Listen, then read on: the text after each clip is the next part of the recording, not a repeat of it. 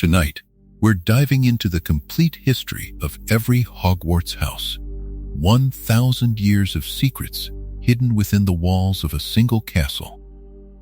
This is a fascinating topic, but I'll keep my narration calm to ensure you can still drift off to sleep.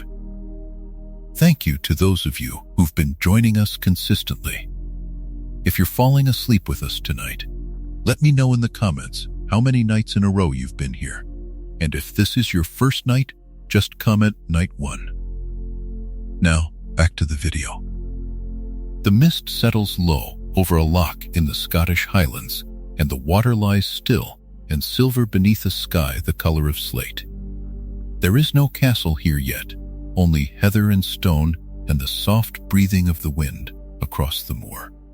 1,000 years ago, before the towers rose and before the torches were ever lit, 4 of the greatest witches and wizards the world had known stood together on this quiet ground. They looked at the empty hillside and they imagined turrets.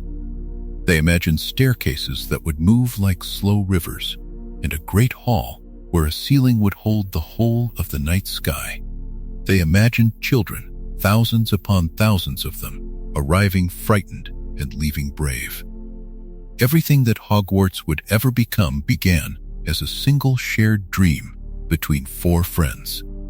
And it is that dream and the 4 houses it would grow into that we follow tonight. The mist lifts a little from the loch, and the 4 friends we met on its silvered shore rise and turn their faces toward the hills. And it is here, in the long hush of that morning, more than 1,000 years ago, that we begin the story of the 4 who dreamed a castle. Picture them still if you can, as the water settles behind them. 4 young people wrapped in traveling cloaks, their breath rising soft in the Highland air, each one carrying a gift that the world had not yet learned to hold. They had come to this remote and unpeopled country not by accident, but by longing, drawn together across leagues of moor and forest by a single hushed idea. An idea so tender and so large that none of them had dared to speak it aloud until they were certain the others felt it too. The year was near 990, in an age when magic lived in fear of itself. Those who could work wonders learned early to hide them, to still their hands when strangers passed, to teach their children in whispers behind shuttered windows. A gift that should have been a joy had become a danger, and many a young witch or wizard grew up alone, believing themselves the only strange soul in a world of ordinary folk. It was this loneliness, more than any spell or prophecy, that the 4 had come to end. They wanted to build a place where the hidden children of magic could gather without hiding, where a frightened boy or a lonely girl might arrive as a stranger and, within a season, come to feel entirely at home. We watch them walk inland from the loch, and as they walk, we come to know them. The first is Godric Gryffindor, broad and warm and quick to laugh, a man from the Wild West country whose courage seemed to warm the very air around him. The second is Salazar Slytherin, lean and watchful, a wizard of the Fenlands whose mind moved like deep water, patient and cool and endlessly deep. The third is Rowena Ravenclaw, who had come down from the glens of the north, a woman of astonishing cleverness, whose thoughts turned always toward the shapes of things, the patterns hidden inside stars and riddles and stone. And the fourth is Helga Hufflepuff, gentle and steady, born of the soft green valleys, a witch whose kindness reached toward every creature without measure and without price. 4 friends, 4 temperaments, 4 different ways of loving the same secret world.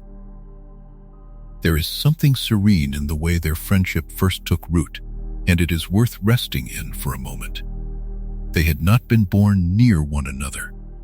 They met, the old accounts suggest, as young travelers on the wandering roads of Britain, each seeking others of their kind.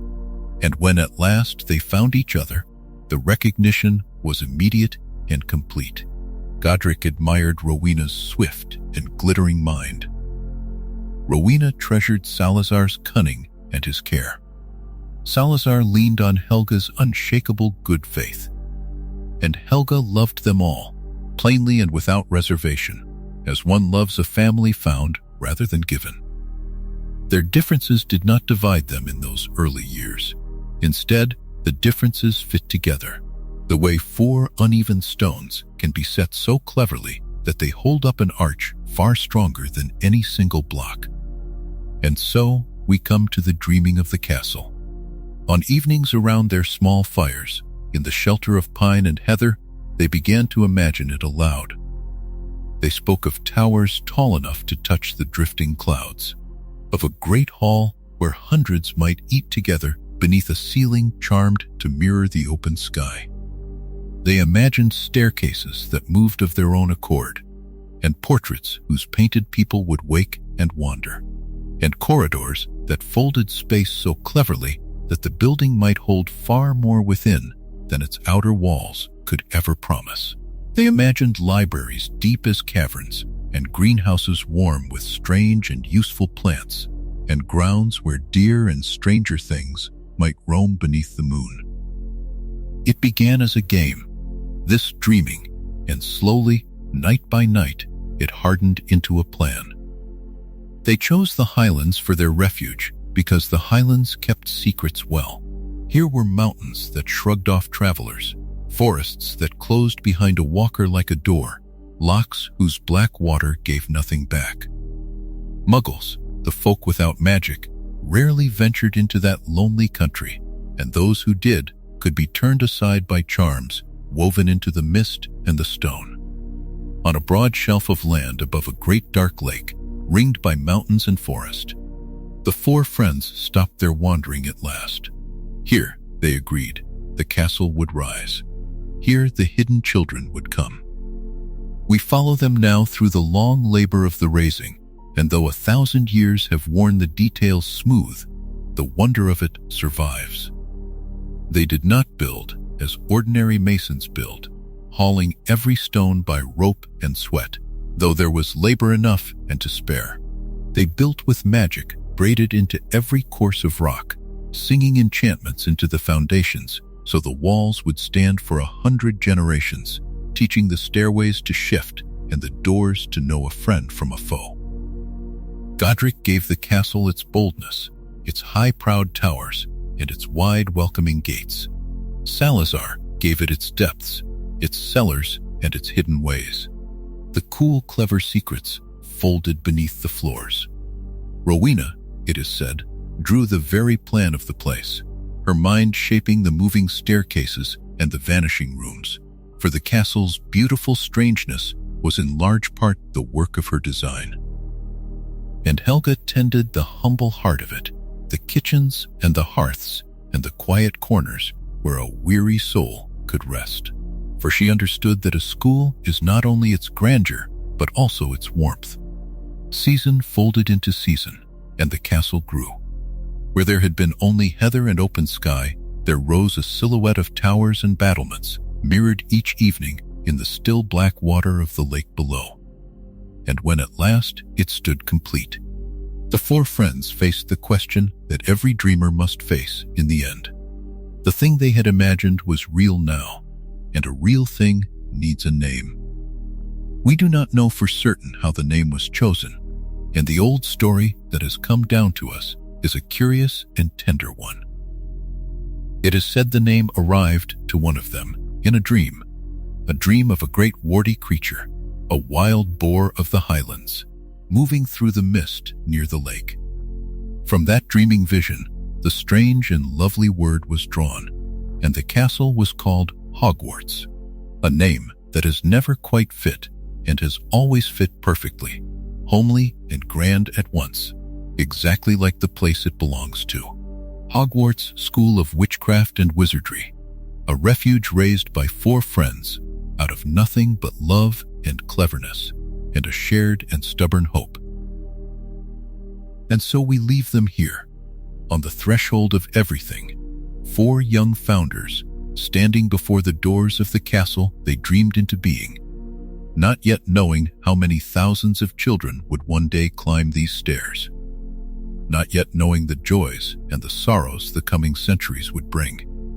For now there is only the serene triumph of the thing accomplished, the towers dark against the evening, the lake gone silver once again, and 4 friends who have made, out of a single tender idea, a home for all the hidden magic of the world.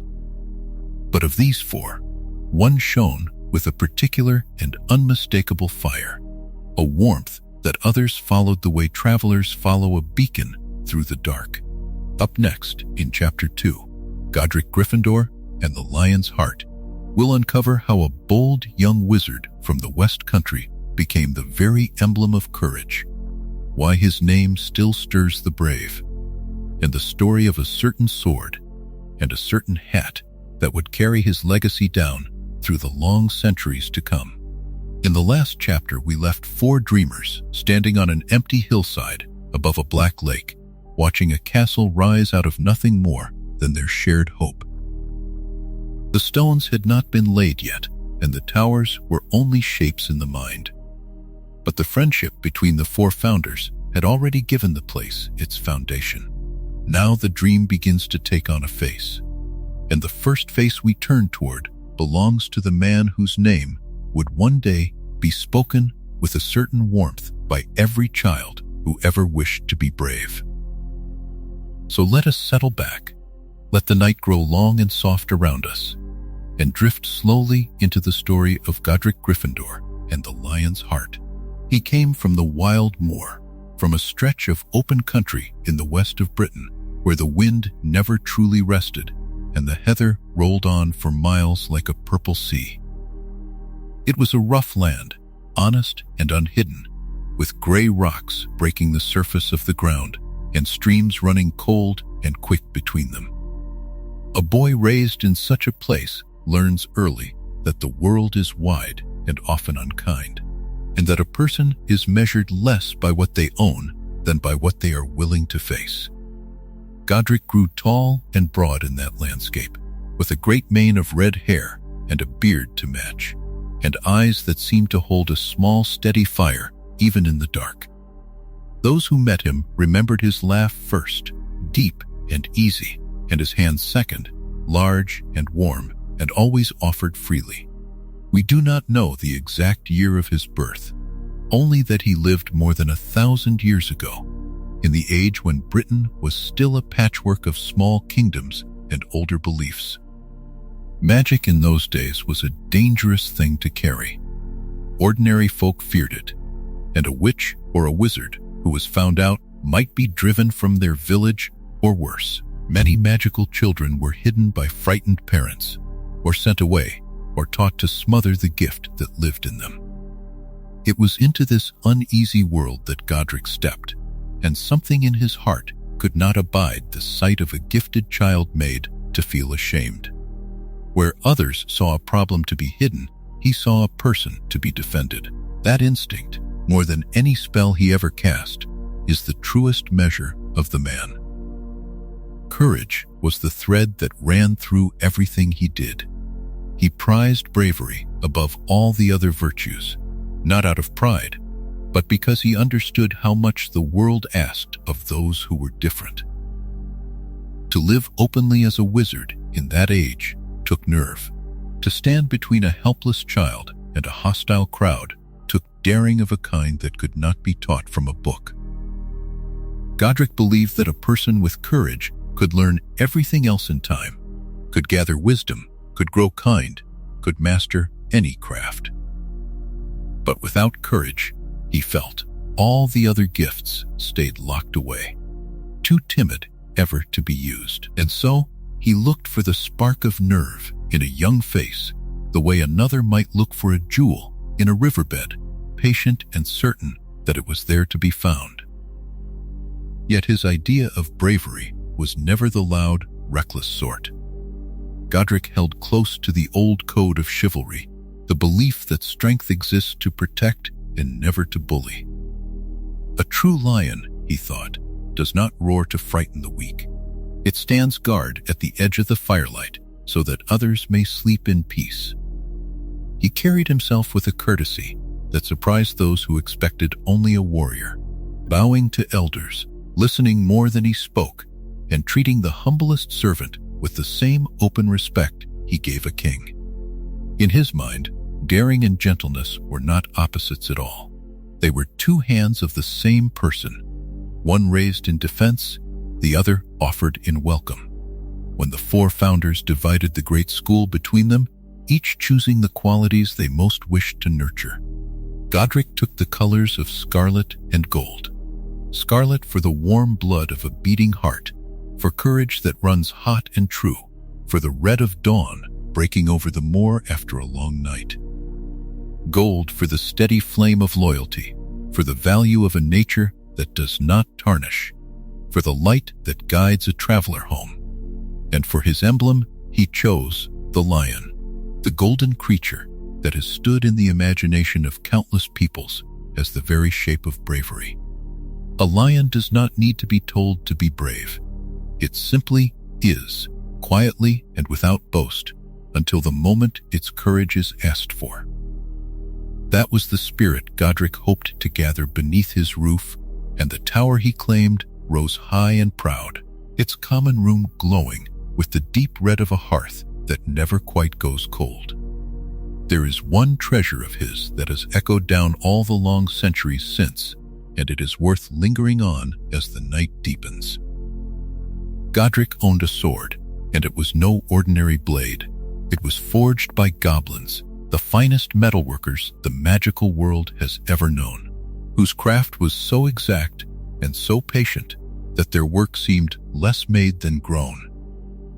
The sword was fashioned of pure silver, light and perfectly balanced, and set into its handle were rubies that caught the light like drops of frozen fire. Down the length of the blade, if you looked closely, his name was worked into the metal in fine letters, so that the weapon and the man were bound together beyond any doubt. Goblin silver has a rare and curious property. It takes into itself only that which makes it stronger, and lets everything else fall away, so that a blade of such making grows keener with every worthy trial it endures. In this quiet way, the sword became a kind of mirror of its owner, a thing that gathered strength from hardship rather than being worn down by it. We might pause here and wonder why a teacher, a man who spent his days shaping young minds, should be so bound to a sword at all. The answer lies again in his gentle idea of courage. The blade was never meant for cruelty or conquest. It was a symbol, a promise cast in silver, that someone would always be willing to stand up when standing up was hard. Godric wished his students to understand that bravery is not the absence of fear, for even the boldest heart trembles. Bravery is the choice to act well in spite of that trembling, to place yourself between danger and the ones who cannot defend themselves. The rubies in the hilt were the color of the very courage he loved, and every time the light moved across them, they seemed to whisper that same steady message. The student he called his own, then, was easy to know and yet rare to find. Not the strongest, nor the cleverest, nor the one with the grandest name. He looked instead for the child who spoke the truth when a comfortable lie would have been simpler, who stood by a friend when the whole room turned away, who felt the fear like everyone else and stepped forward anyway. He loved daring balanced by kindness, nerve tempered by fairness, a bold spirit that used its strength to lift others rather than to rise above them. Such a person, he believed, would never truly be lost, because a brave and generous heart always finds its way back to what is right. And so, one by one, across the years, those hearts came to his tower, and the great lion of scarlet and gold watched over them as they grew.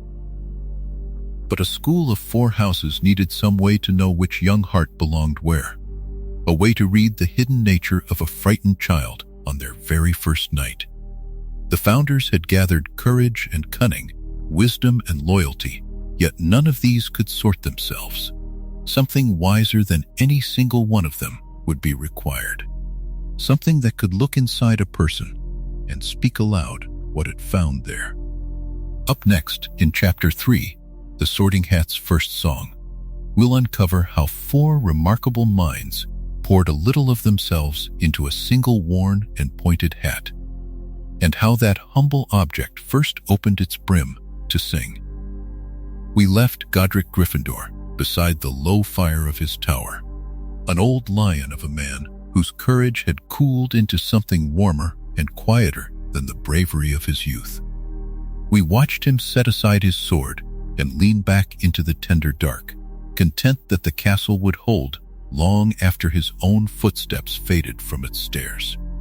Yet even the bravest of the 4 founders carried a small worry folded within his rest, a worry shared by all of them, and it is into that shared worry that our story now drifts.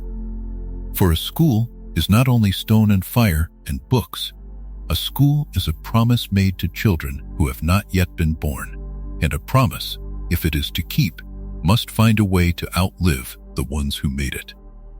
This is the tale of the Sorting Hat's first song, and of how a simple thing of felt and leather came to read the human heart. In the early years, the 4 founders sorted the students themselves. Godric would walk among the new arrivals and know, by some tranquil instinct, which of them carried the daring he loved. Rowena Ravenclaw would speak a few soft words with a child, and hear, in the shape of their questions, the hum of a curious mind.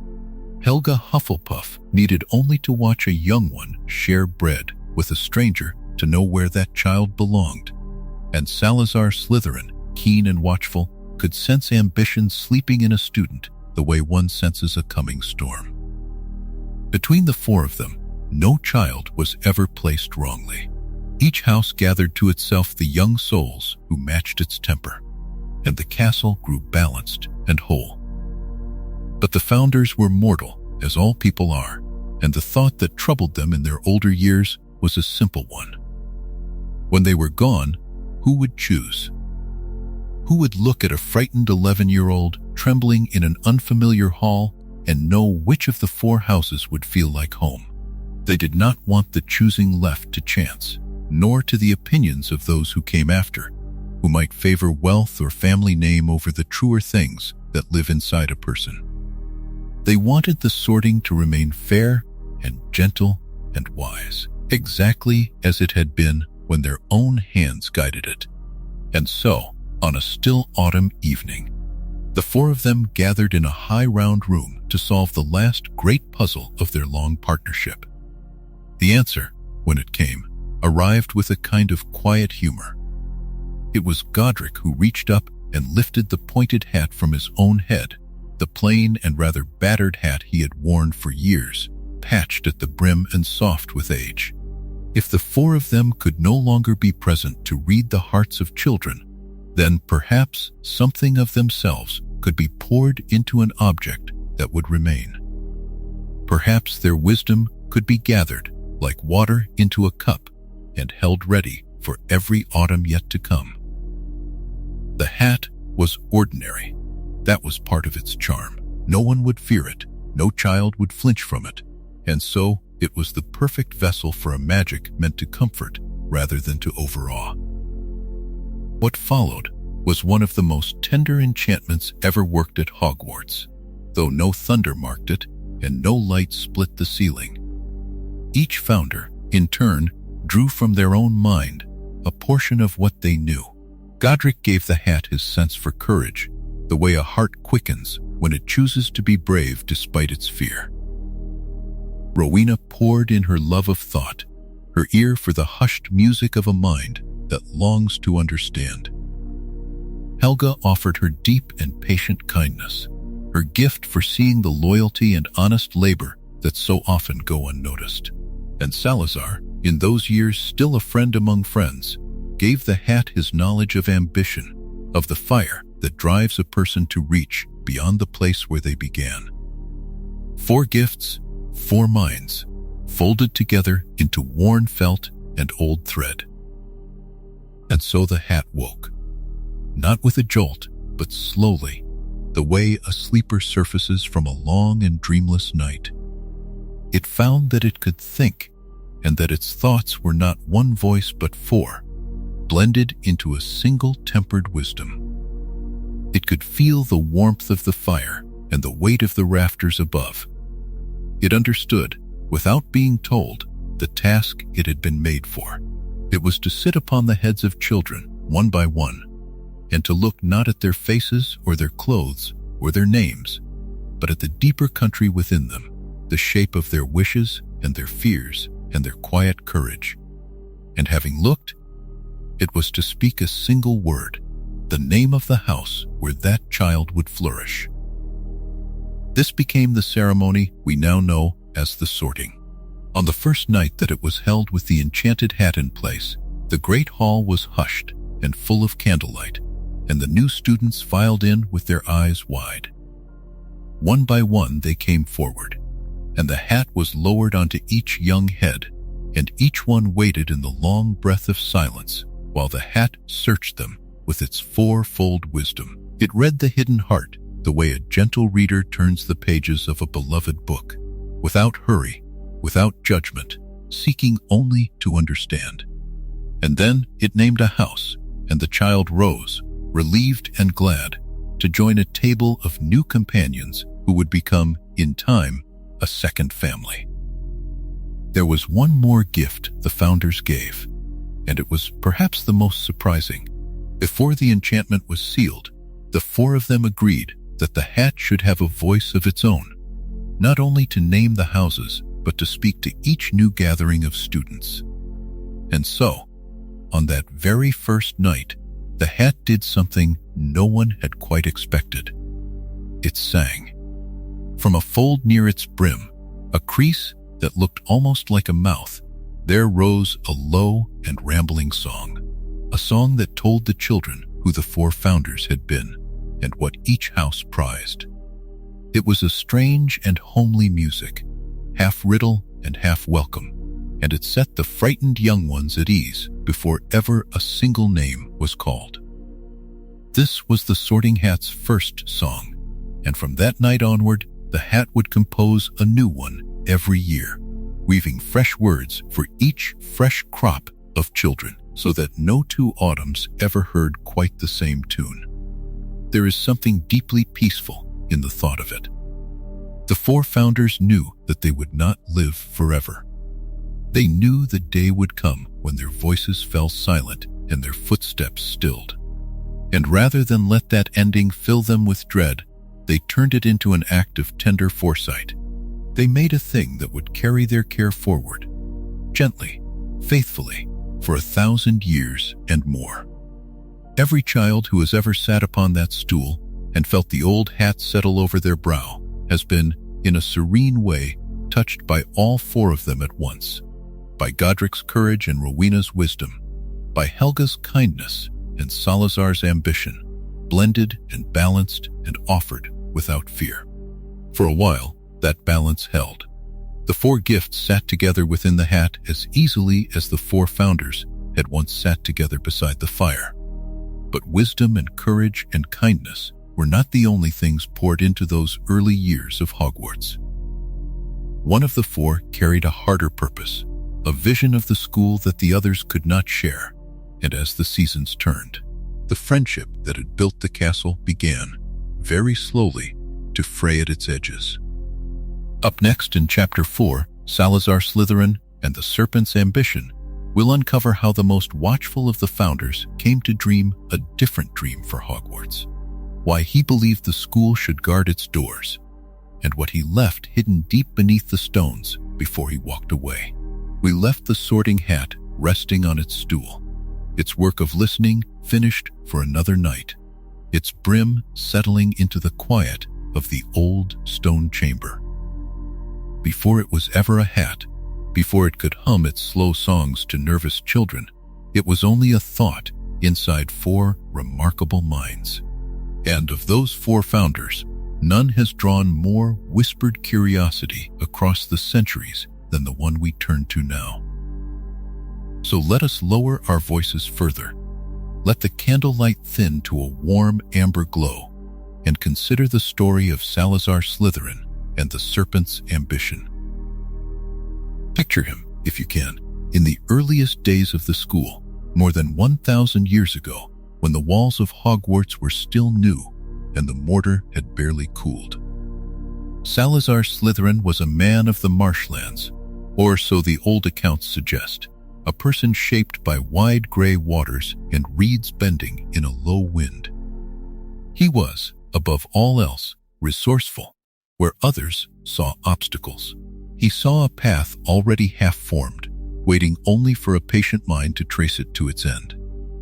This was the quality he treasured most in himself and in others, the ability to look at a locked door and see, not the lock, but the many tranquil ways around it. He was cunning, and here we must be tender with the word, because cunning has grown heavy over the years, weighed down by suspicion. In its softer and truer sense, to be cunning is simply to be clever with purpose, to think several steps ahead while others are still considering the first. Salazar carried this cleverness the way some people carry a lantern, holding it out before him so that the shadows retreated and the way became clear. He prized ambition too, that inner fire that refuses to rest content, that always asks what more might be built, learned, or become.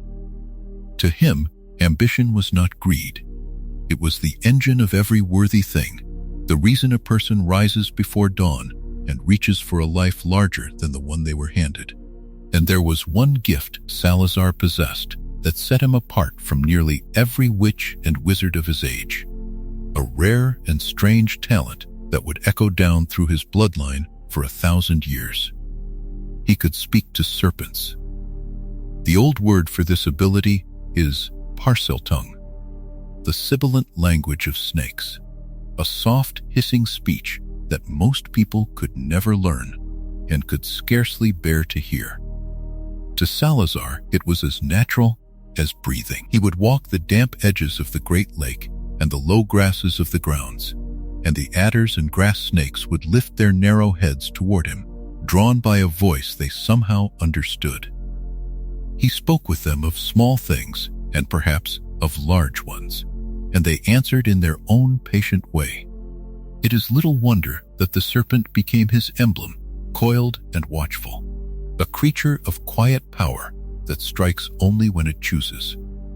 From this love of the snake came the colors that still mark his house today. Emerald green, deep as still water under summer leaves, and silver, cool and bright as moonlight on scales. These were Salazar's colors, and they suited him.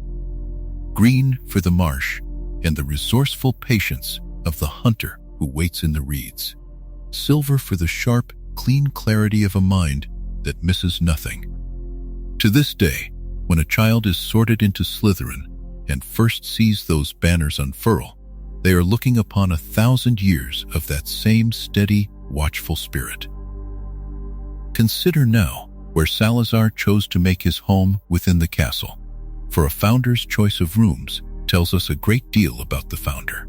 While others built high, seeking towers and sunlight, Salazar built low and near the water. He set the Slytherin common room deep beneath the surface of the Great Lake, in the cool green hush of the dungeons.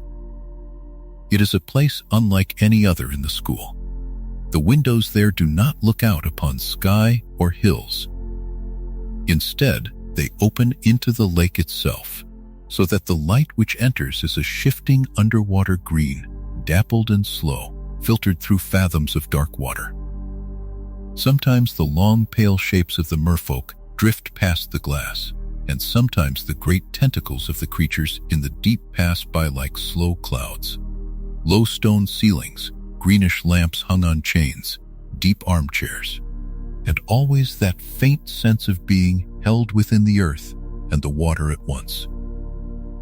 It is a room made for thinkers, for those who find comfort in the hushed and the low, who like to watch the world from a hidden vantage before deciding when to move. Many have called it cold, Those who have loved it call it serene.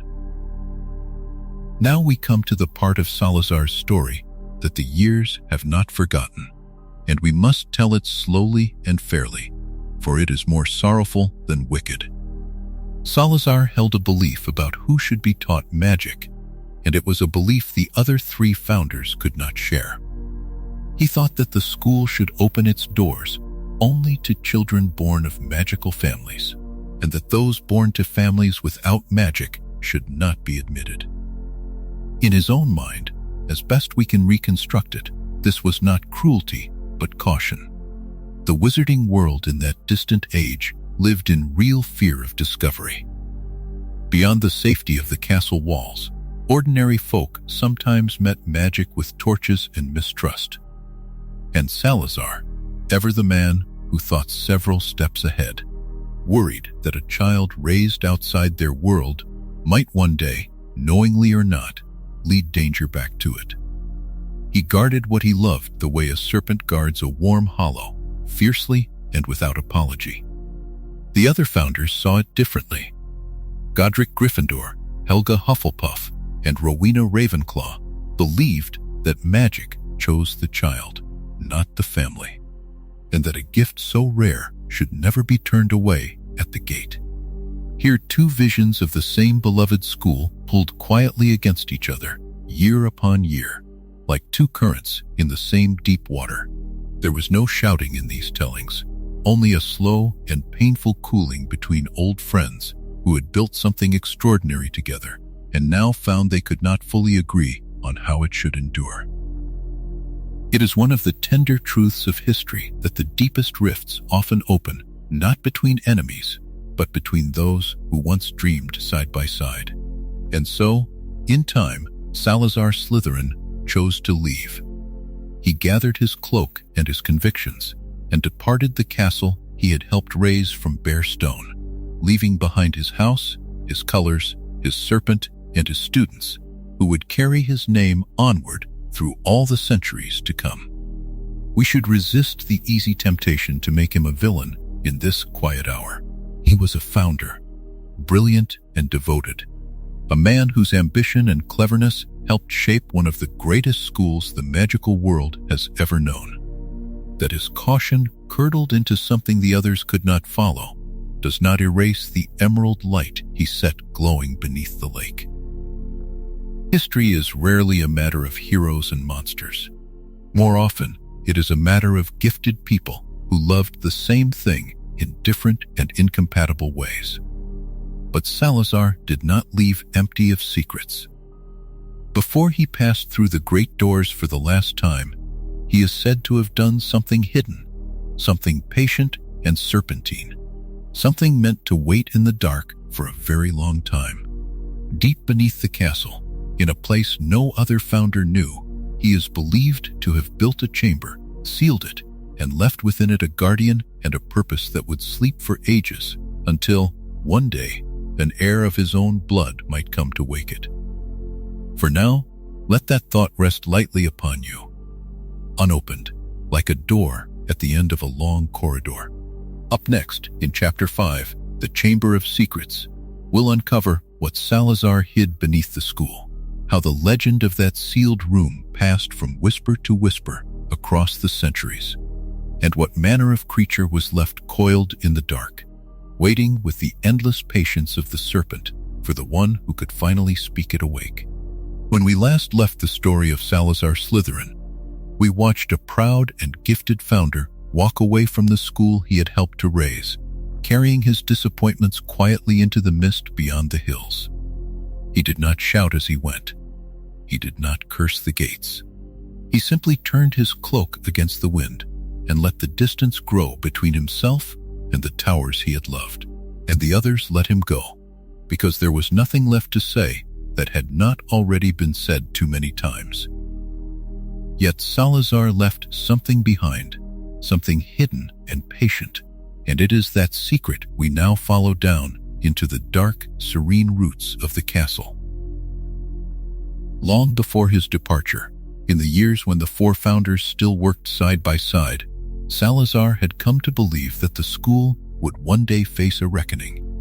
He did not trust the world of ordinary folk that pressed against the borders of their new sanctuary. He feared that magic and its children would be hunted, that the peace they had built would not hold, and so, working alone and telling almost no one, he began to carve a refuge of his own beneath the foundations. This was the beginning of what the wizarding world would come to call the Chamber of Secrets, a place spoken of in hushed tones for 1,000 years and seen by almost no one who lived to describe it plainly. We imagine him descending in the small hours, when the other founders slept and the fires had burned low, a single lantern trembling in his hand. Down he went, past the cellars and the cold storerooms, past the old wells and the roots of the mountain itself, into passages that curled deeper than any student would ever think to wander. There, in the living rock far below the lake, he shaped a long stone hall, its ceiling lost in shadow, its pillars carved into the coils of great serpents, whose eyes seemed to watch the darkness with a slow, unblinking patience. Water dripped somewhere in the distance, marking time in a language older than the school above. It was a serene and terrible kind of beauty, a temple built for a purpose that only its maker fully understood. Salazar sealed the chamber with magic keyed to his own bloodline and to the language of serpents that he alone among the founders could speak. The entrance was not a door of oak or iron. It was hidden in plain sight, disguised as something so ordinary that 1,000 feet might pass it every day without a single soul suspecting what lay beneath. Only one who could speak to snakes, in the low hissing tongue that ran in Salazar's veins, could ever call it open. In this way he made certain that the chamber would not answer to strangers, nor to enemies, nor even to friends. It would answer only to his own true heir, whenever that heir should at last arrive. And within the chamber he left a guardian. Here the old stories lower their voices, and we lower ours with them. Salazar placed inside that hidden hall a serpent unlike any other, a creature of enormous size and enormous age, a basilisk born of dark and secret craft. It was said to have been hatched under conditions so unnatural that few wizards would even attempt them, and once grown, it could live for centuries, sleeping in the cool dark, waiting without hunger for time itself to pass. Its gaze was deadly, and so it slumbered behind stone and water, harming no one, simply enduring. Salazar meant it to be a weapon held in reserve, a last defense to be woken only when his heir judged the hour had come to cleanse the school of those Salazar believed did not belong. It is a heavy idea, and yet, down there in the stillness, the great serpent did nothing at all for age upon age. It only waited, coiled and quiet, dreaming whatever dreams such ancient things may dream. When Salazar finally left the school, he told no one where the chamber lay, nor how it might be opened.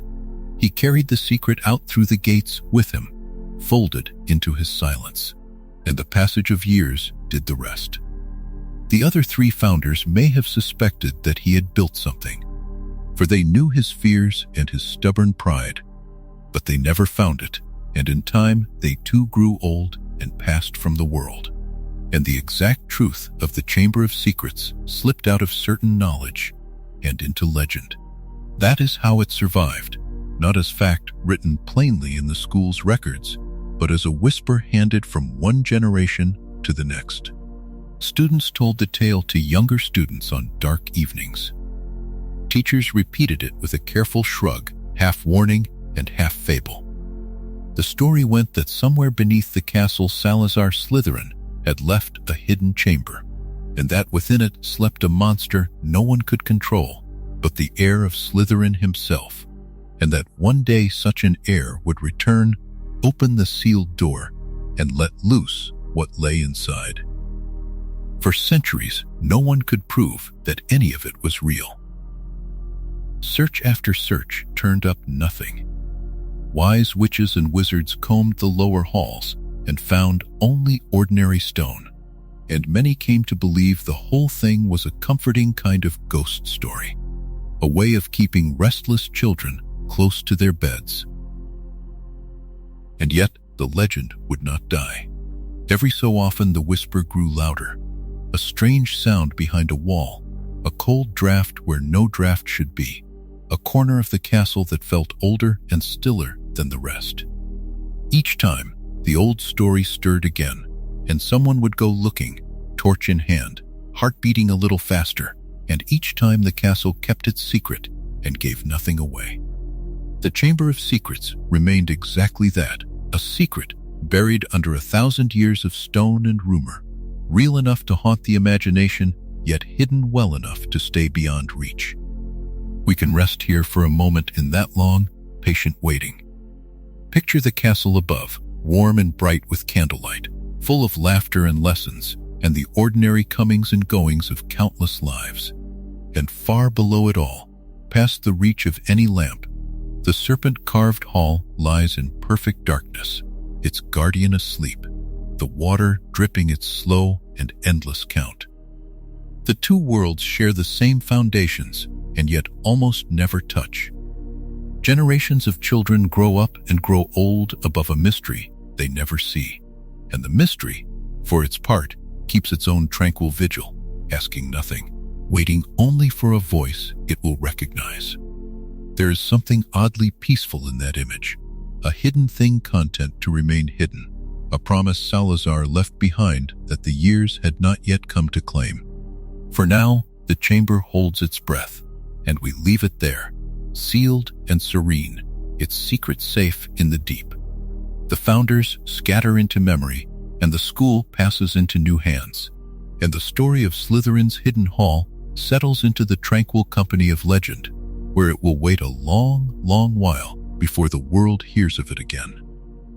But Salazar was not the only founder to leave a lasting mark upon this place, nor the only one whose legacy would echo strangely down the centuries.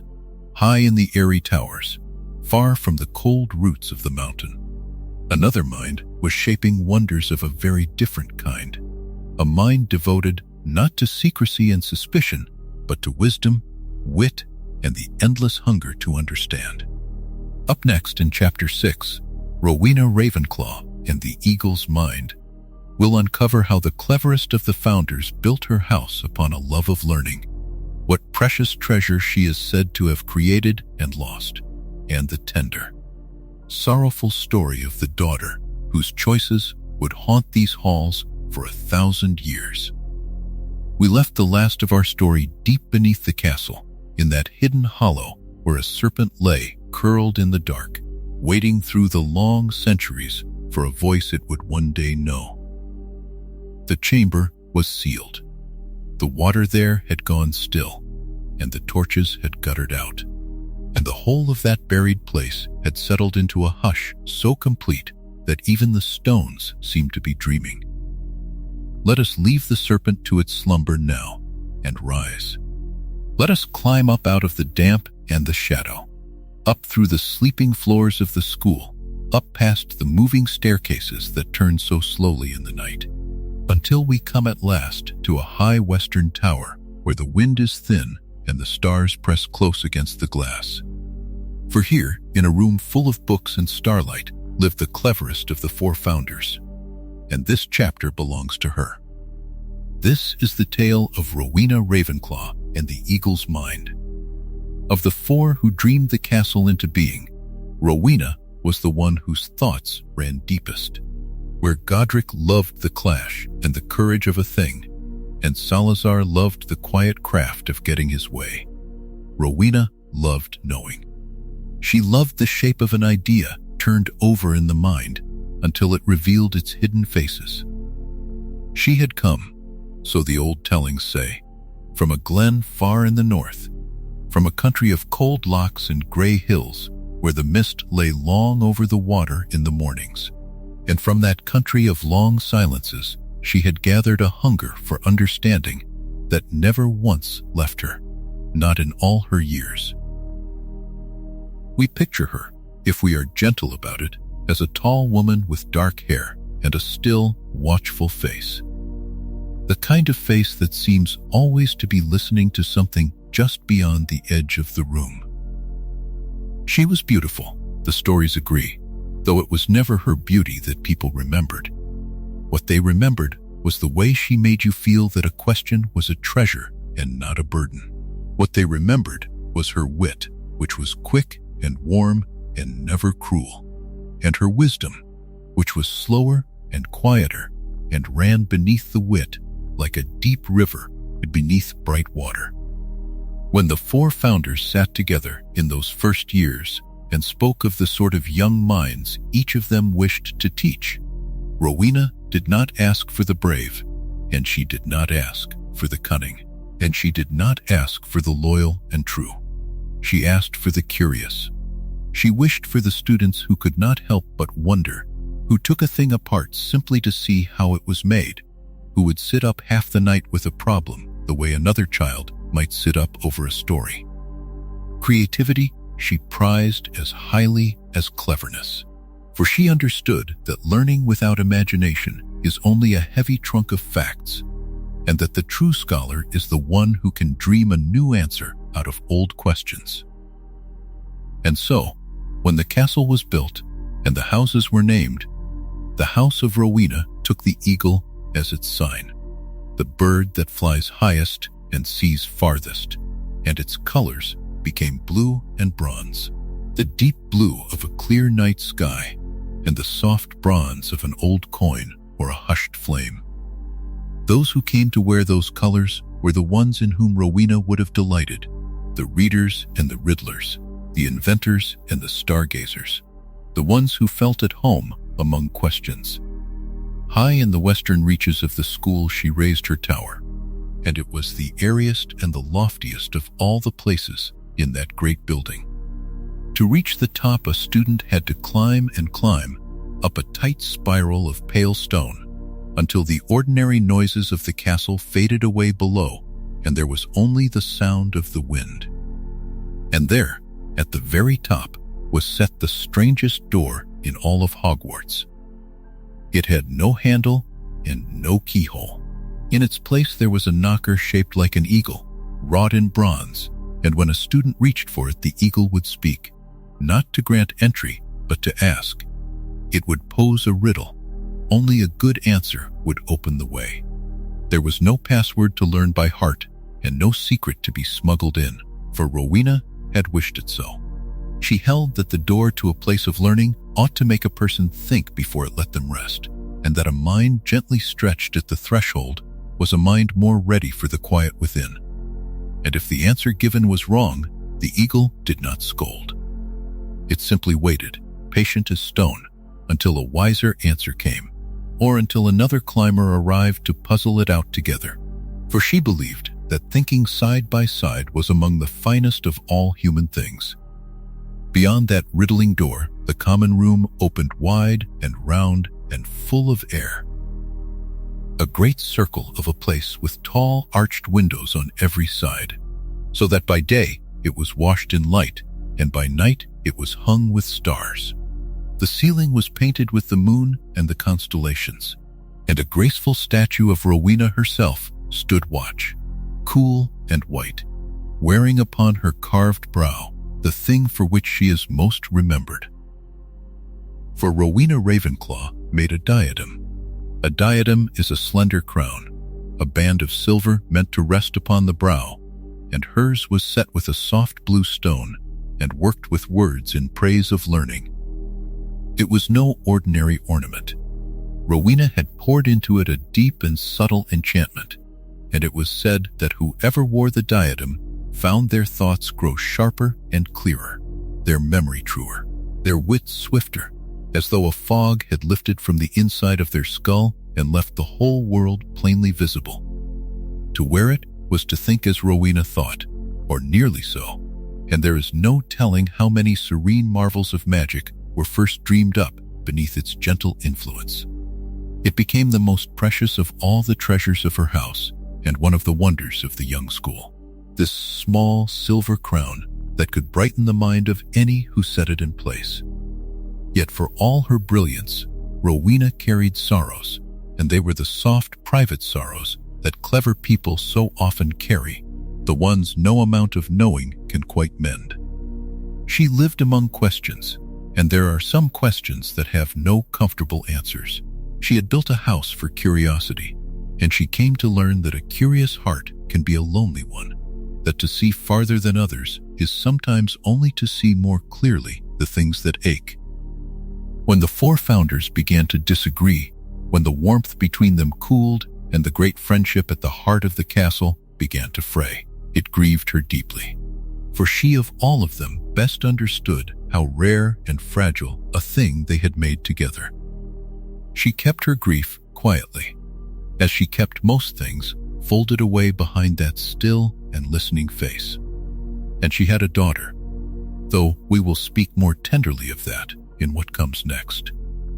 There was between them a love and a hurt so tangled that even Rowena, who understood so much, could not fully unknot it. The greatest sorrow of her life would come from the person she loved most, and it would come by way of the very diadem she had made. But that wound lay still in her future on the nights we are imagining now, the peaceful nights when she sat alone in her tower with a candle and a scroll and the whole silver sky turning slowly overhead, thinking her long, deep thoughts while the school slept below her. Let us leave her there a while, at peace among her stars, the wisest of the four, her crown of silver waiting on its stand. Up next in Chapter 7, The Lost Diadem and the Grey Lady, we'll uncover how that precious crown vanished out of the world entirely, carried off in the night by the one hand Rowena never thought to guard against, and how a grieving daughter and a heartbroken pursuer became two of the quietest ghosts to ever drift the halls of Hogwarts. We left Rowena Ravenclaw beside her diadem, that slender band of silver that promised to sharpen the mind of anyone who wore it. We watched her craft it in the quiet of her study, watched the wisdom of the eagle settle into its shape, and we saw how she treasured it above almost everything she owned. Almost everything. For there was one thing Rowena loved more than her own cleverness, and that was her daughter. Tonight, we let the diadem drift softly out of our thoughts for a while, and we turn instead to the young woman who carried it away into the dark of a distant land. This is the story of the lost diadem and the Grey Lady, and it is a tale of longing more than of loss. Helena Ravenclaw was her name, and she was as brilliant as her mother, which was both a gift and a tranquil burden. We picture her walking the corridors of the young castle in those first years, her steps light on the cold stone, her mind forever running ahead of everyone around her.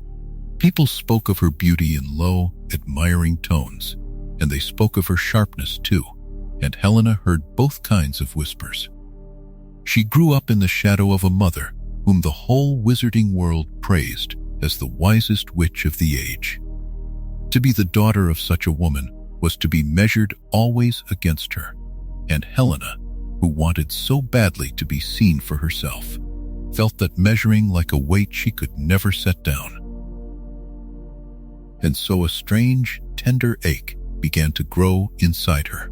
She loved her mother, of that we can be certain, yet she also envied her. She envied the wisdom that seemed to pour so easily from Rowena, the diadem that made her cleverness famous across the land.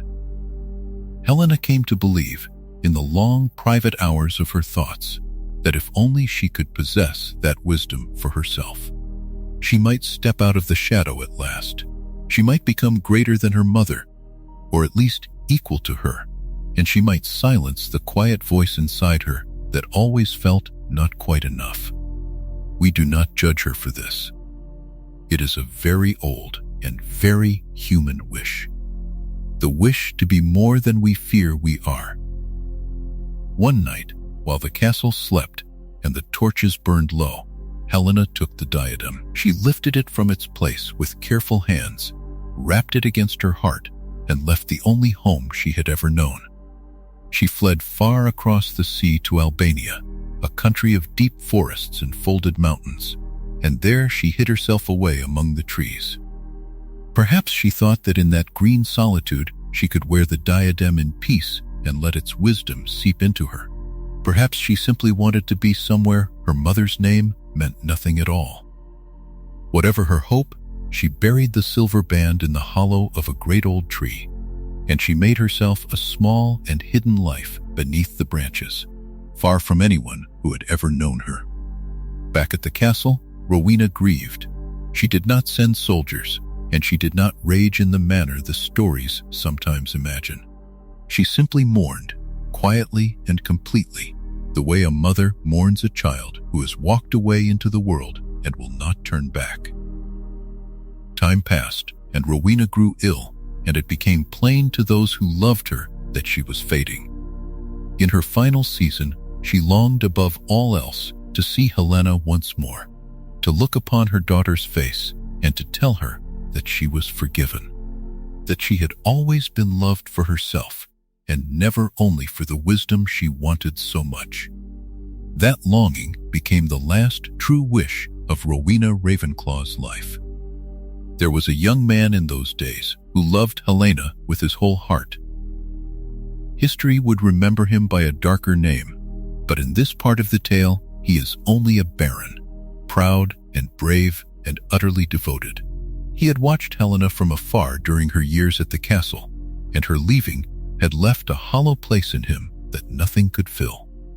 So when Rowena, weakening and gentle, asked him to go and find her daughter and bring her home, the young baron agreed at once. To him, it was more than a duty. It was a chance to reach the woman he loved, to be the one who brought her back, and to earn, perhaps, a measure of the tenderness he had always hoped she might feel for him. He set out for Albania and searched the wild country until at last he found her, living hushed and alone among the shadowed trees.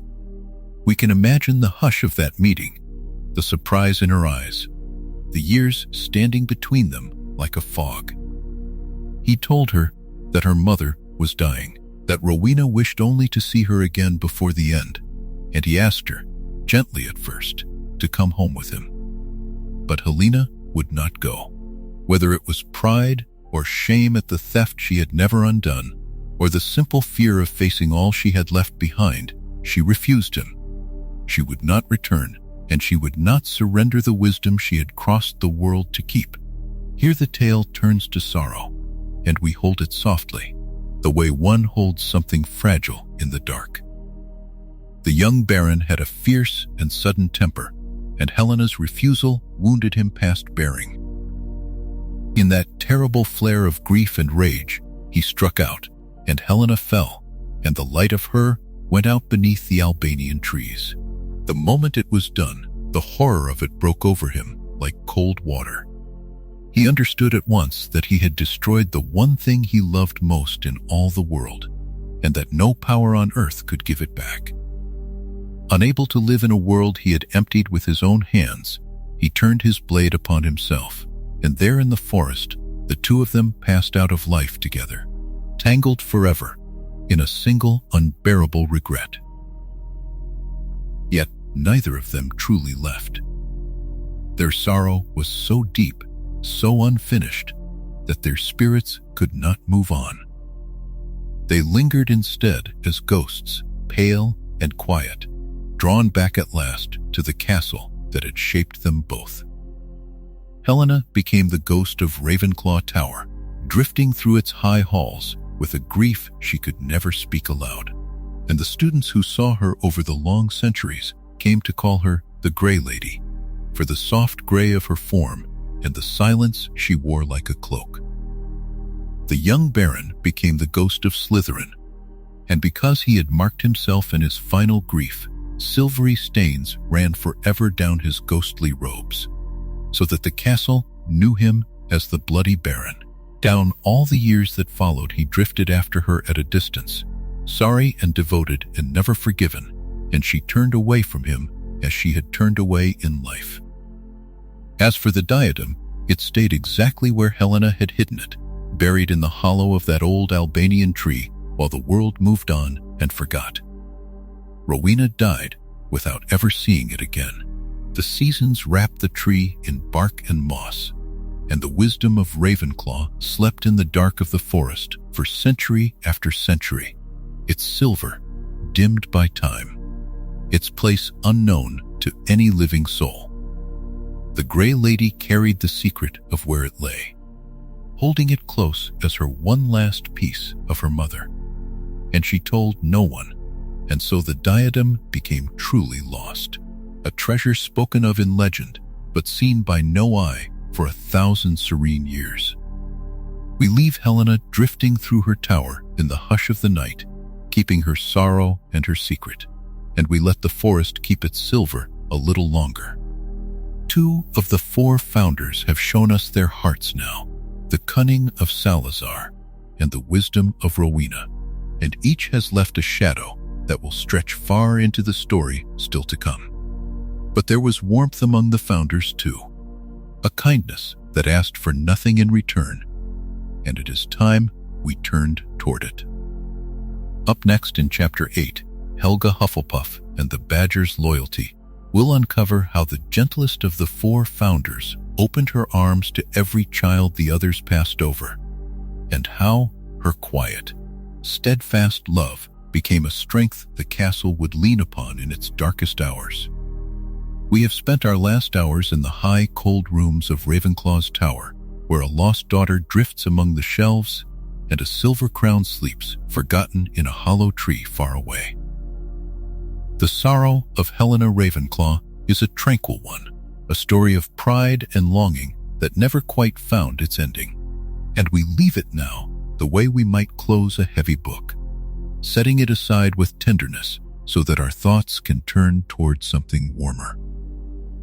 For every shadow among the 4 founders, there was also a hearth, and it is time we came in from the tower stairs and the cold night air and sat down beside the kindest fire in all the castle. This is the tale of Helga Hufflepuff and the Badger's Loyalty, and it is, in its own hushed way, the gentlest story the 4 of them ever left behind. Helga came from a valley in the west, from soft green country where the rain fell often and the hills rolled low and easy toward the sea, where Godric had his moor and Salazar his marsh and Rowena her glen of books and stars. Helga had come from a place of gardens and orchards and long kitchen tables, and she carried all of that with her when she came north to help raise the school. She was not the loudest of the 4, nor the proudest, nor the quickest to draw a wand or win an argument. She was the one who noticed when someone had gone quiet at the far end of the table. She was the one who remembered names and birthdays and old hurts that others had let slip their minds. If the castle had a heartbeat in those first years, a slow and steady pulse beneath all the grand plans and the clever spellwork, it was Helga Hufflepuff who kept it going. Her values were not the sort that shine in the light of a duel or a debate, and perhaps that is why they are so easy to overlook and so hard to live by. She prized fairness above cleverness, believing that a gift given to one child ought to be offered to every child in turn. She prized patience above speed, trusting that a slow learner who kept trying would in the end walk further than a quick one who never bothered. She prized hard work above raw talent, and she taught that magic, like bread or friendship or a well-tended garden, was something you built with your hands over long seasons rather than something you were simply born clutching. And above all of these, she prized loyalty, that hushed promise to stand beside another person through fair weather and foul, through their brightest triumphs and their most ordinary gray days. These were her 4 gifts: fairness and patience and hard work and loyalty, and she wove them together into a single steadfast way of moving through the world. For her house, she chose the colors yellow and black, the warm gold of ripe wheat and the deep dark of good earth. And for her emblem, she chose the badger. It was a curious choice and a telling one. The badger is not a creature that dazzles. It does not soar like the eagle or prowl like the lion or coil bright and dangerous like the serpent. It is a low, sturdy, patient animal that keeps to its burrow and asks little of anyone. But those who know the badger know that it is one of the bravest creatures in all the countryside.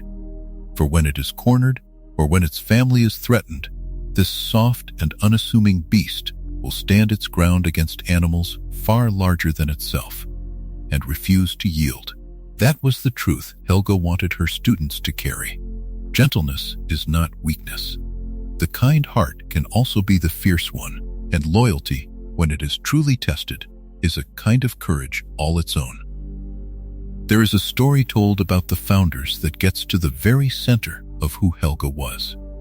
When the four of them first agreed to divide the coming students among their 4 houses, each choosing the children who best matched what they most admired, 3 of them named the qualities they would seek. Godric would take the daring, Rowena would take the clever, Salazar would take the ambitious and the pure of line. And Helga, hearing this, simply said that she would take the rest. She would teach them all the same, every child who came through the doors, the brilliant and the plodding, the bold and the bashful, the ones the others had passed over and the ones no one else had thought to want. For a very long time, people misread that as the humblest place at the table, the leftover house, the one you landed in when the more glamorous doors had closed. But look at it again in the low light of the fire, and you will see it differently. To take the rest, to want the ones nobody else claimed, and to promise to love them exactly as much, is not a lesser greatness. It may be the truest greatness of them all. The common room she made for her house sat low and snug near the great kitchens of the castle, tucked into a rounded earthen corridor lined with barrels, a warm burrow of a place with round doors and round windows and plants trailing green from every ledge. Where Ravenclaw's students climbed to a windswept tower and Slytherins descended into the cool shadow beneath the lake, Helga's children came home to something that felt like a farmhouse kitchen at the end of a long day.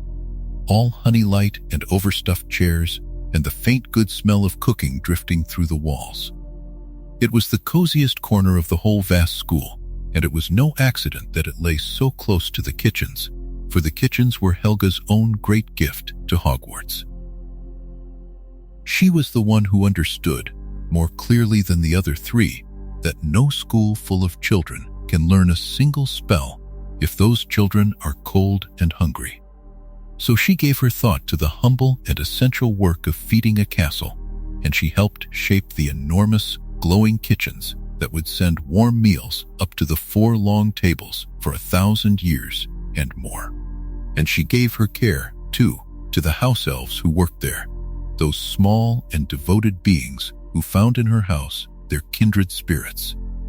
She treated them with a respect that was rare in her age, and she is remembered by them still, long after her own life had ended, as a founder who saw their labor and honored it. There is a tenderness in that which the grand histories almost forget, and it is worth remembering as you drift, that the woman who wanted the children nobody else wanted also wanted the workers nobody else thanked. Helga left behind one treasure, as each of the founders did, and it suited her perfectly. It was not a sword forged for battle, nor a crown to sharpen the mind.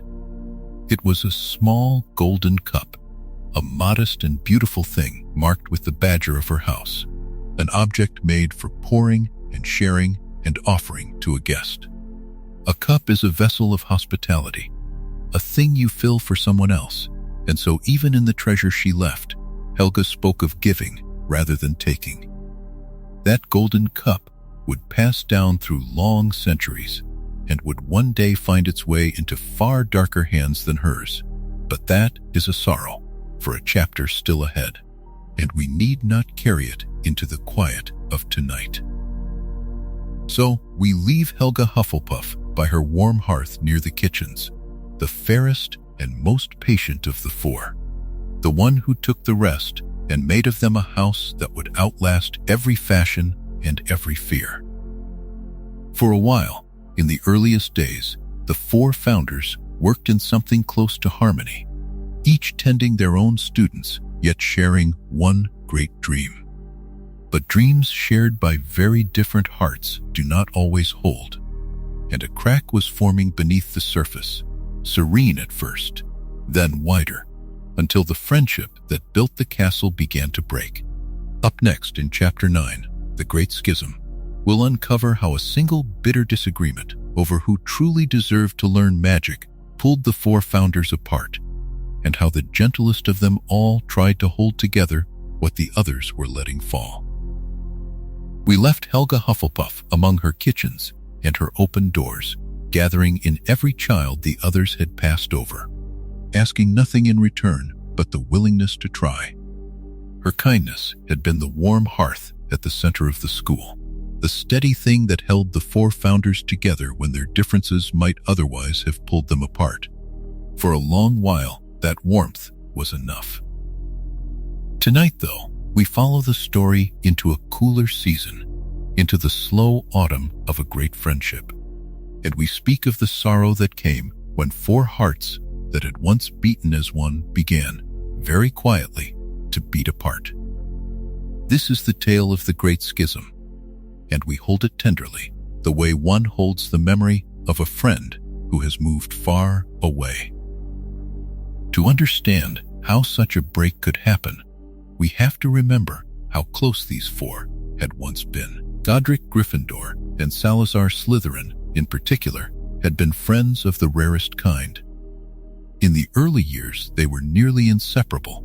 The lion and the serpent walking the half built corridors side by side, dreaming aloud of everything the school might one day become.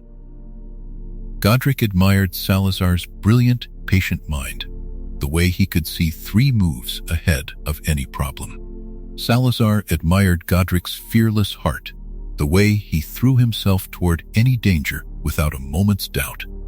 Each man was, in some sense, everything the other was not, and for a time that difference was the very thing that bound them. Together with Rowena's wisdom and Helga's warmth, they had raised a castle out of a lonely stretch of highland, and they had filled it with children. And they had every reason to believe their friendship would last as long as the stone itself. But there was a question buried at the heart of their great work, a small seed of disagreement that had been there almost from the beginning, and as the years passed, that seed began, ever so slowly, to grow. The question was a simple one to ask and a very hard one to answer. Which children should be allowed to learn magic? To Godric and to Rowena and to Helga, the answer seemed plain and generous. Any child born with magic in their blood deserved a place at the school, no matter where they came from, no matter who their parents were. A child raised among wizards and a child raised among ordinary folk were, to these 3, exactly the same in the ways that mattered. Both carried the gift, and the gift was what counted, and the school existed to nurture that gift wherever it appeared. Salazar saw it differently. He had come from a world that had taught him caution, a world in which those without magic often feared and hunted those who had it, and he carried that fear with him like a stone he could not set down. In his mind, the safest course, the wisest course, was to open the school only to children of magical families, children whose loyalty and whose secrecy could be trusted. He worried about students who came from the ordinary world, who might carry its suspicions into the castle, who might one day let slip the secrets of magic to those who would use them for harm. He did not think of this as cruelty. He thought of it as protection, a wall raised around something precious. And here we should pause and be fair to him, for a story told in the dark should be gentle even with those it does not agree with. Salazar loved the school. He loved it as fiercely as the others did. He simply loved it in a way that had grown narrow with fear, and fear, over time, can make even a great heart smaller than it was.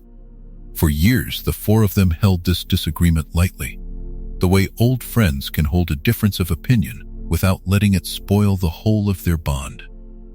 They argued, and then they let the argument rest, and then they returned to the shared joy of teaching. But a disagreement that is never resolved does not stay the same size forever. Slowly, quietly, it began to color everything. Where Godric and Salazar had once finished each other's thoughts, now they found themselves guarding their words. Where they had once laughed easily together in the evening, now a certain stiffness crept into the room whenever the subject came near. The warmth did not vanish all at once. It cooled the way a fire cools when no one thinks to feed it, ember by ember, until one night you notice that the room has gone cold and you cannot say exactly when the last flame died.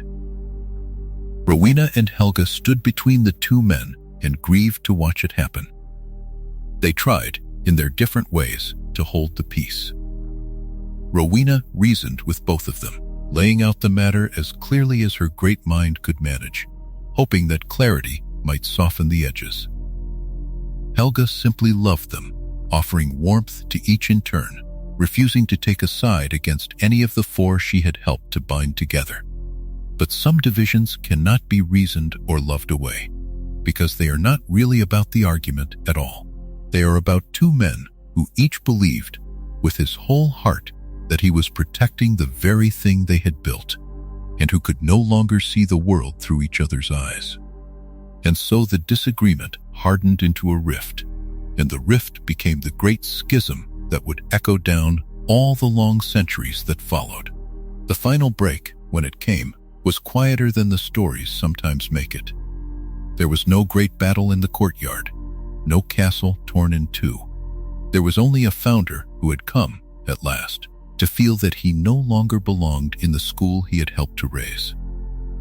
Salazar looked around at the three friends who would not bend to his fears, and at the children he could not bring himself to trust, and he understood that the place had become something he could not fully call his own. And so, one day, he did the hardest and the simplest thing. He left. He gathered what was his, and he walked out through the gates of the castle, away from the towers he had dreamed into being, away from the friend who had once been closer to him than a brother. He did not return. The lion and the serpent, who had once been inseparable, parted at those gates and never stood together again. We do not know all that passed through his heart on that long walk away. Perhaps he felt anger, and perhaps he felt sorrow, and perhaps, more than anything, he felt the ache of a man leaving behind the great work of his life over a wound that would not heal. What we do know is the mark he left behind him, buried deep beneath the school, a hidden chamber and the sleeping thing within it. A last quiet defiance sealed in stone against the day his ideas might rise again. But that shadow belongs to another part of our tale, and tonight we let it rest in the dark where he laid it. For the three who remained, the sorrow was real and lasting. Godric grieved the friend he had lost more than he grieved the argument itself. Rowena carried the tranquil regret of a wise woman who could not find the words to keep her circle whole. Helga wept, we may imagine, the honest tears of someone who had only ever wanted the four of them to stay together. They went on, of course. They taught, and the school flourished, and in time, the wounds scarred over the way even the deepest wounds do. But something had changed forever. The four had become 3 and 1, and the perfect friendship of the founding, the thing that had made the whole dream possible, had passed quietly out of the world. What remained was a school built by people who had loved one another and lost one another and kept teaching anyway, which is perhaps the most human legacy of all. We leave the three of them in the hush of the great hall, older now, a little sadder, tending the fire that Salazar had walked away from.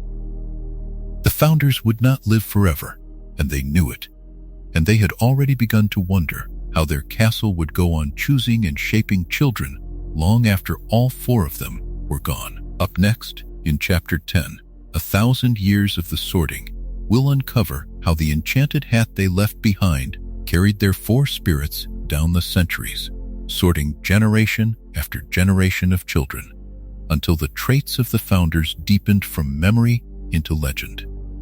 When the last of the 4 founders had gone their separate ways, and the great disagreement between them had settled into the walls of the castle like dust settling upon a windowsill, something remarkable happened. The quarrel that had once threatened to tear the school apart did not, in the end, undo the thing they had built. Instead, the years closed over the wound the way still water closes over a stone dropped into a lake, and what remained was the school itself, patient and enduring, ready to receive the children who would come to it long after their founders had passed into memory. And so, we arrive at a quieter kind of magic, a slow and steady rhythm that would repeat itself for 1,000 years of the sorting. Consider how it began and how it continued. Each year, as the long summer thinned into autumn and the light over the Scottish hills turned from gold to a soft and silvered gray, a new group of children made their way toward the castle. They came by the hundreds across the centuries, small and wide-eyed, clutching trunks that were too heavy for them, and owls that hooted in the dark. They came from stone cottages and city lanes, from farms and forests and houses that kept their magic secret from the ordinary world. Some had known all their lives that they would come. Others had only just learned that such a place existed. Yet whatever road had carried them there, they all arrived at the same threshold, and they all faced the same tender ordeal, the one moment that would tell them, at last, where they belonged. We can picture the great hall as it was on the first evening of each new year, the ceiling above bewitched to mirror the sky, so that the candles seemed to float among the stars. The long tables stretched away into the warm gloom, and the older students sat in their places, whispering among themselves, remembering their own first night. At the front of the hall, upon a simple wooden stool, rested the sorting hat. It was old and patched and frayed at its brim, a thing that looked, to an unknowing eye, like something a farmer might have left behind in a field. Yet within its worn folds lived the gathered wisdom of the 4 who had made it, for they had drawn something of their own minds into it before they parted, so that it might carry on their work when they no longer could. One by one, the youngest children were called forward. They sat upon the stool, and the hat was lowered onto their heads, and it slipped down over their eyes, and for a moment the whole hall held its breath. What happened in that moment was gentle, though the child rarely felt it as gentleness, for the heart at 11 years old beats fast with worry. The hat looked inward. It listened to the quiet music of a young mind, and it weighed what it found there. It weighed courage against cunning, and wit against loyalty, turning each child over the way a jeweler turns a stone toward the light to see what fire lies hidden inside. For some, the hat found a bright and burning bravery, a longing to be tested and to stand firm when standing firm was hard. And these it sent to Gryffindor, to the House of the Lion and the Crimson Banners. For others, it found a mind that reached and questioned, a love of learning for its own sake, a delight in the puzzle and the pattern and the not yet known. And these it sent to Ravenclaw, to the House of the Eagle and the Deep Blue. In some, it sensed a steadiness, a patience, a fairness that asked no reward, a willingness to labor beside others without needing to stand above them. And these it welcomed into Hufflepuff, to the House of the Badger and the Honest Earth. And in still others, it recognized ambition, resourcefulness, a certain shrewd and watchful strength, a will to rise, and these it named for Slytherin, to the House of the Serpent and the Silver and Green. There was no wrong answer waiting inside that hat. This is the part worth holding on to as sleep draws near. Whatever house a child was called to, they were called into a family, and the moment the hat announced its choice, one of the 4 long tables would erupt in welcome, and the small and frightened figure who had climbed onto the stool would climb down again as one of many, folded at once into a warmth that would hold them for 7 years and, in truth, for the rest of their lives. Year upon year this happened, and the years became decades, and the decades became centuries, and the centuries settled one upon another until they numbered close to 1,000. Think of how many children passed beneath that hat in all that time. Think of the sheer weight of first evenings, the countless nervous first years shuffling forward in the candlelight, each certain that their own heart was the strangest and most unreadable in all the hall, each discovering that they were known and named and taken in. The faces changed. The fashions of their robes changed. The world beyond the castle walls rose and fell through wars and peace and long-forgotten quarrels. Yet every September the 1st, without fail, the same low and patient ritual unfolded beneath the floating candles, and the 4 houses opened their arms once more. And here is the deeper marvel of it. The 4 founders had each been a single person, with a single life and a single span of years. Godric had been 1 man, Rowena 1 woman, Helga 1, Salazar 1. But through the sorting, through this endless gathering of children who carried their traits forward, the 4 of them became something far larger than themselves. Godric's courage did not die when Godric died. It lived on in every Gryffindor who ever stood between a friend and danger. Rowena's brilliance did not fade into the earth with her bones. It kindled again in every Ravenclaw who ever stayed awake past midnight chasing a question toward its answer. Helga's kindness deepened with each Hufflepuff who chose to be fair when unfairness would have been easier. Salazar's cunning, whatever we may come to feel about the man himself, sharpened anew in every Slytherin who learned to be clever and patient and unafraid to want. So the traits became legend, and the legend became living, breathing thing, renewed each autumn by a fresh crop of the young. A house was not merely a place to sleep and study, it was a river of character running down through the ages, and each new student stepped into that river and became part of its current, carried along by all who had come before and joining themselves to all who would come after.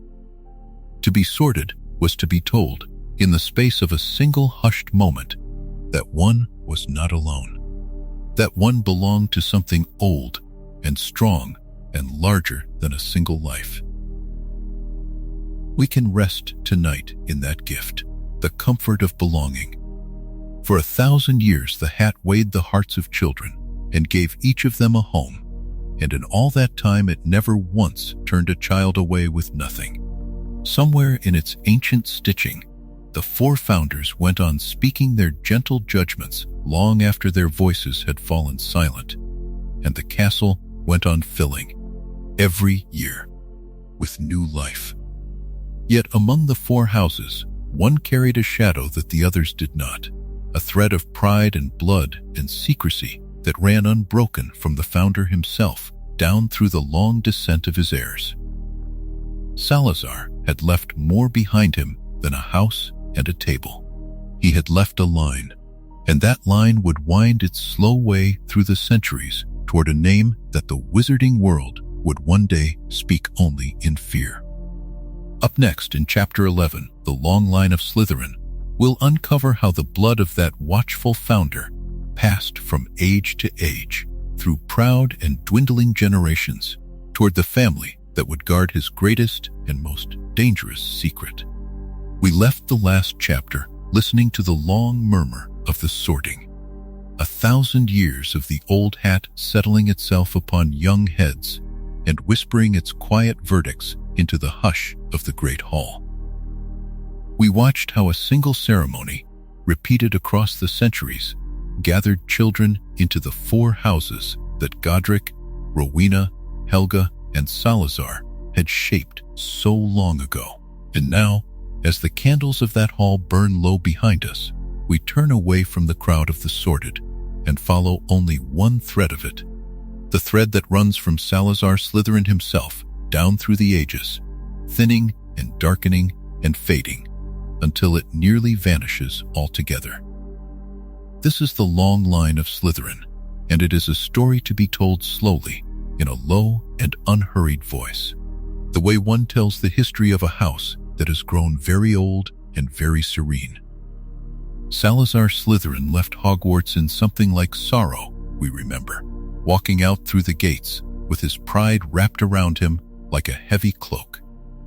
But a man may leave a school and still leave children in the world, and the blood of Salazar did not end at the edge of the grounds. It passed onward, from parent to child, from one generation to the next, carried in families who held their heads high because of the name they believed ran in their veins. For a time, that name meant a great deal.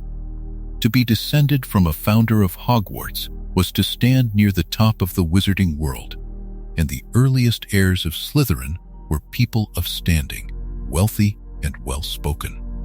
Proud of their gift for speaking to serpents, proud of the old blood they were so certain they carried. We follow that line down through the medieval years and into the centuries that came after, and we watch a slow and gentle change come over it, the kind of change that no single person notices while it happens. The House of Slytherin did not fall in one dramatic evening. It sank the way a great stone sinks into soft ground, so slowly that season by season, nothing seemed to move at all. Fortunes were spent and not replaced. Grand houses passed out of the family's hands. Marriages that might have brought new wealth were refused, again and again, because the heirs of Slytherin would not lower themselves to marry outside what they considered pure and worthy blood. And so, generation by generation, the circle of acceptable partners grew smaller, and the family married its cousins, and the great inheritance narrowed to a thin and stubborn stream. By the time we reach the last of them, the descendants of Salazar Slytherin have become the gaunt family, and there is very little left of the old glory to see. We come at last to a small and crooked cottage in a valley in the west of England, half hidden in a tangle of trees near a village called Little Hangleton. The house is low and dark, its windows grimed, its garden gone to weeds and nettles, and a dead snake is nailed to the door as if to warn the world away. Here live the final heirs of one of the 4 founders of Hogwarts, and they live in poverty so deep that a stranger passing by would never guess what ancient name they bore. This is where the proud river ends, in a still and shadowed pool among the trees. The head of that household is a man named Marvolo Gaunt, and we regard him with a kind of tender pity, for he is a ruin of a proud thing. Marvolo is old and dirty and quick to anger, and he clings to the one possession that still matters to him, the knowledge that he is descended from Salazar Slytherin himself. He has almost nothing else, but he has that, and he speaks of it as other men speak of gold. He lives in the cottage with 2 grown children, a son named Morphin, who is wild and strange and speaks more easily to snakes than to people, and a daughter named Merope, a quiet and downtrodden girl who moves through the house like a shadow, worn thin by the tempers of the men she serves. It is a sad little kingdom, and Marvolo rules it as though it were still grand. Yet the Gaunts hold 2 small treasures, and these are worth pausing over, because they will matter far more than anyone in that cottage could imagine. The first is a heavy gold ring, black-stoned and old, set with a curious mark that Marvolo believes to be the crest of his noble line. In truth, the mark is the coat of arms of the Peverell family, 3 brothers out of a very old wizarding legend, and through them the ring reaches back to a tale of death and magic older even than the founders. Marvolo does not understand what he holds. He knows only that it is ancient and that it proves his greatness, and he wears it and boasts of it and would let no one take it from him. The second treasure is a locket, and here the old song of Hogwarts stirs again. It is a small golden locket, heavy in the hand, and worked upon its face in glittering green stones is the shape of a serpent, curled into the letter S. This is Salazar Slytherin's own locket, one of the founder's own possessions, passed down through all those long centuries from heir to heir. From the wealthy lords of the early line to the fading gentry of the middle years, and at last to this crooked cottage in the trees. Merope wears it sometimes, and even in that grim house it shines with a soft and ancient light. It is the last bright thing the family owns, and it carries within it a whole 1,000 years of pride. But pride does not fill an empty larder, and the day comes when the last of that pride is sold. When the family scatters and falls, when the men are gone and Merope is left alone and desperate and with child, she carries the locket to a shop in a hidden London lane and lets it go for a handful of coins. A price so small it would have broken old Marvolo's heart to hear it. And so Salazar Slytherin's locket, the keepsake of a founder of Hogwarts, passes out of the hands of his blood forever, traded away by his last direct descendant for the means to live one more cold day. We watch it disappear into a stranger's cabinet, and we feel the tranquil ache of 1,000 years ending in a single small transaction, without ceremony, without anyone in the world to mark it. Here, then, is the true shape of the long line of Slytherin. Not a blaze of dark glory, but a slow and melancholy fading, a great house sinking into obscurity until its heirs no longer even know the worth of the relics they clutch. The name that once stood beside Gryffindor and Ravenclaw and Hufflepuff has come to mean a dead snake on a cottage door, and a ring whose secret no one living understands. It is a sorrowful thing to see, and we see it softly, the way one watches the last light leave a winter field. And yet, the line does not quite end in that valley. Out of Merope's sorrow, in a gray city far away, a child is born. A boy who will carry the blood of Salazar Slytherin into a new century without ever knowing the cottage or the locket or the ring. His name is Tom Riddle, and for now he is only an infant, small and unknowing, laid down in a place with no magic in it at all. We let him rest there, in the dim of history, this last far echo of a founder, and we do not yet speak of what he will become. That belongs to chapters still ahead.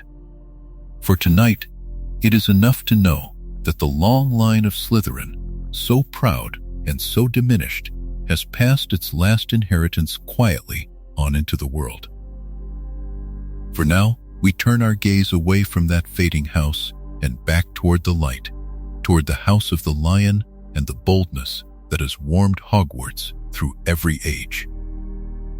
Up next in Chapter 12, The Courage of Gryffindor Through the Ages, we'll uncover how Godric's fire was kept alive across 1,000 years, in the hands of the brave and the reckless and the kind. From the founder himself down to the students who would one day stand between the castle and the dark. We leave the deep green shadows of the dungeons behind us now. The long and winding thread of Salazar Slytherin's line still coiled somewhere in the memory, and we climb. We climb out of the low places and into the high towers, where the torchlight is warm and the stone holds the heat of 1,000 small fires.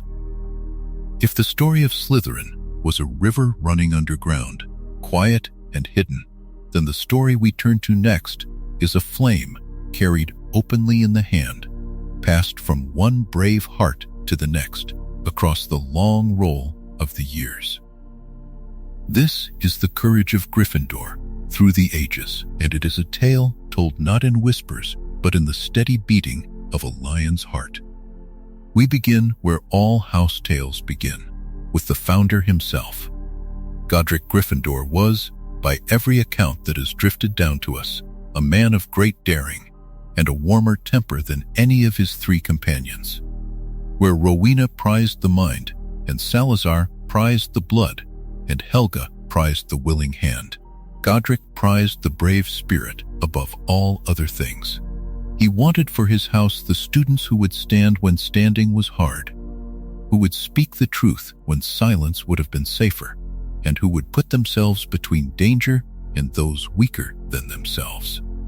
He did not ask that they be perfect. He asked only that they be bold, that they meet the world with an open face and a firm step, and that when fear came, as fear comes to everyone, they would feel it fully and go forward anyway. That, we come to understand, is the true shape of Gryffindor courage. It is not the absence of fear. It is the choice made in the middle of fear, the small and hushed decision to do the right thing when every nerve is begging to run. For nearly 1,000 years, the tower above the moving staircases has gathered children of exactly this kind, and each of them added a single thread to a tapestry so wide that no one living has ever seen the whole of it. We can walk, in our imagining, along the edges of that great tapestry. We see the daring in it first, bright and unmistakable. Down the centuries, the House of the Lion produced adventurers who went where others feared to follow. Explorers of old ruins and older magic, witches and wizards who tamed frightful creatures and mapped the wild corners of the magical world. There were duelists whose skill became the stuff of quiet legend, and there were healers who ran toward the sickbed and the battlefield when the wise counsel of the day was to keep well away. The tapestry glows with all of them, a warm and moving gold. Yet, if we look closer, past the bright and easy heroism, we find something even finer woven underneath. We find the rebels. Gryffindor has always been a house that produces those who will not simply obey. Across the ages, it gave the wizarding world reformers who stood against cruel and unjust laws, students who defied teachers, grown proud or wrong, and elders who refused to bow to fashionable fears. These were not troublemakers for the sake of trouble. They were people who had looked hard at the world and decided that a rule which harmed the innocent was a rule that ought to be broken, gently or fiercely as the moment required.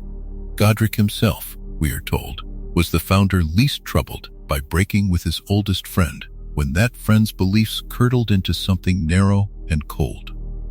The willingness to stand alone, to be the single voice raised in a serene room, is stitched into the very color of the house. We think, too, of the countless smaller braveries that never made it into any book. For every celebrated hero whose name is carved somewhere in stone, there were 100 children in that round tower who did brave things no one recorded. A first year who stood between a bully and a smaller student. A friend who owned up to a mistake rather than let another take the blame. A lonely soul who reached out to someone lonelier still. The courage of Gryffindor through the ages was never only the grand and shining kind. It was mostly the daily kind, the modest kind, the kind that asks nothing in return and slips away before anyone can thank it. And this, perhaps, is why the house endures. Great heroes rise and fall, but small kindnesses done bravely are a well that never runs dry. There is one treasure of this house that gathers all these threads into a single point of silver light, and we turn to it now with a hush of wonder. It is the sword. Godric Gryffindor carried a blade of the purest goblin silver, its pommel set with rubies the deep red of the house itself, forged in an age when such craft was a marriage of magic and metal. The sword was a marvel in his own hands, but the strangest and most beautiful thing about it is what happened to it after he was gone. The sword did not stay locked in any vault. It did not pass by simple inheritance from one owner to the next. Instead, down through all the long years, it kept a secret habit, a kind of loyalty that seems almost alive.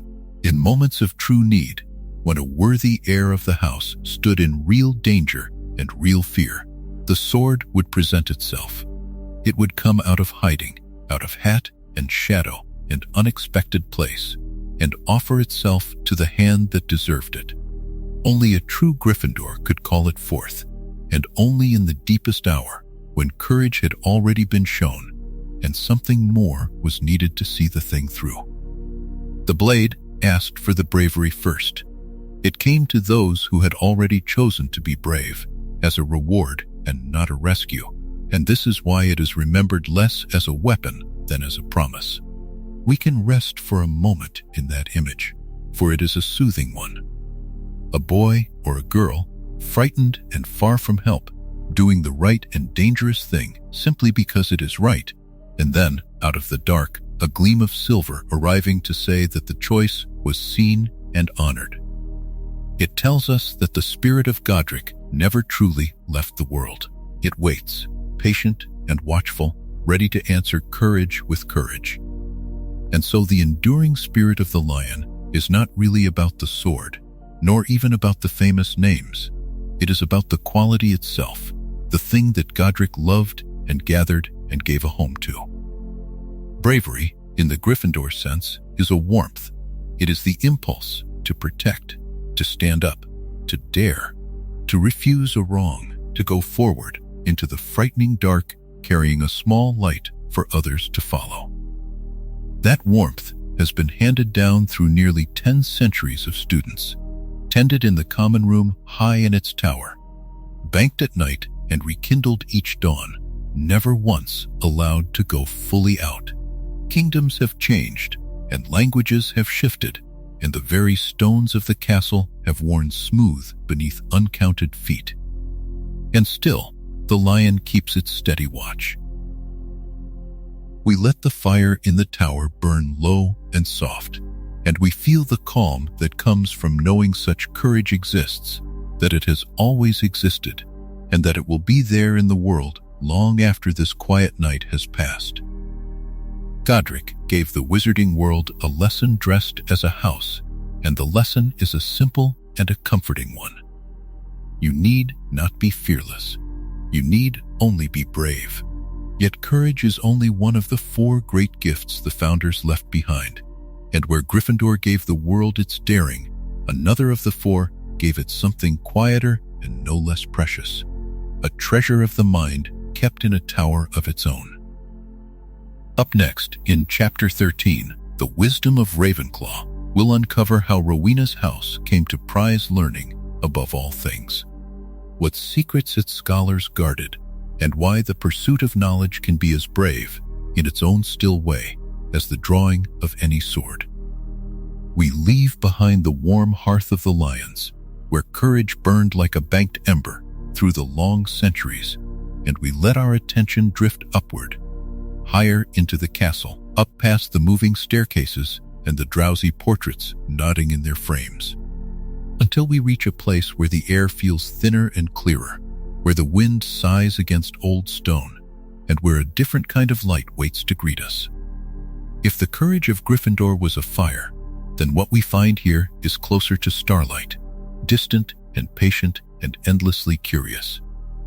We climb, and as we climb, we come at last to the wisdom of Ravenclaw. Rowena Ravenclaw was, by every account that survives, the cleverest of the 4 who raised this school out of the wild highlands more than 1,000 years ago. She came, so the old stories tell, from the glens of Scotland, and she carried with her a mind that never seemed to rest, a hunger to understand the shape of things, the why beneath the surface of the world. Where her friend Godric prized bravery, and Helga prized loyalty, and Salazar prized ambition, Rowena prized the tranquil, luminous act of thinking itself. She believed that wit beyond measure was the greatest of a person's treasures, and she gathered around her those who felt the same, the ones whose eyes brightened at a puzzle, who could lose whole afternoons to a single question and count the hours well spent. So it was that the House of Ravenclaw came to be, and so it has remained across the long roll of the years, a home for the sharp of mind and the restless of imagination. To picture the eagles of Ravenclaw is to picture a certain look, a tilt of the head, a slow smile at the edge of understanding. These were the scholars who bent over crumbling manuscripts by candlelight, tracing the movement of the stars and the properties of strange plants. These were the inventors who tinkered with charms no one had tried before, who wondered aloud whether a thing might be done differently, and then quietly set about doing it. These were the thinkers and the dreamers, and yes, the eccentrics too, for genius has always kept odd company with oddity, and Ravenclaw never once asked its children to be ordinary. We wander, in our imagining, through the halls where these minds have passed, and we find them a varied and wonderful company. Some of the eagles turned their curiosity toward the heavens, charting the slow wheel of the constellations and the phases of the moon. Some turned it toward the earth, toward herbs and stones and the hidden lives of magical creatures. Some devoted themselves to arithmancy and the deep patterns of numbers, believing that the whole of the world might be read in its quiet mathematics. And some simply wondered about riddles and paradoxes, about the nature of magic itself, about questions that had no answer at all, and were beloved precisely for that reason. To learn, for a Ravenclaw, was never merely a means to an end. Learning was the end. It was the joy and the reward and the reason, all folded into one. Now let us come to the tower itself, for the home of the eagles is unlike any other threshold in the castle. High in the west of Hogwarts it rises, a slender spire crowned with a graceful dome, and within it the common room waits, wide and airy and full of light. Tall, arched windows look out across the mountains, and a ceiling painted with stars arches overhead, so that even by day the students study beneath a scattering of constellations. Blue and bronze are the colors here, the deep blue of a twilight sky and the soft bronze of an eagle's wing, and a statue of Rowena herself stands watchful in her marble crown, gazing down upon the generations who have come to sit and read and think in her shadow. But it is the door that we linger over, for the door of Ravenclaw is the most curious in all the school. There is no password here, no secret word to be memorized and murmured and forgotten. Instead, there is a knocker in the shape of an eagle, wrought in bronze, and when a student wishes to enter, the eagle speaks and asks a riddle. To pass, one must answer it, or reason toward it, or offer a thought worthy of the question. And so the very act of coming home becomes an act of thinking, a small daily exercise of the mind. It is said that this is one of the reasons the eagles are so quick and so wise, for they cannot so much as reach their own beds without first solving a puzzle. And there is a tender wisdom in this arrangement that we might dwell on as we drift. A password merely tests memory. A riddle invites the whole company to think together, so that a first year who cannot untangle a knotty question might find an older student pausing beside them, and the two of them working it out side by side until the answer comes and the door swings open for them both. In this way, the tower teaches not only cleverness, but the gentle art of thinking in good company. Consider, too, how patient a house this is. The eagle at the door does not hurry. It does not scold or shut anyone out for being slow. It waits, as calm as the stars painted above, while the mind turns the problem over.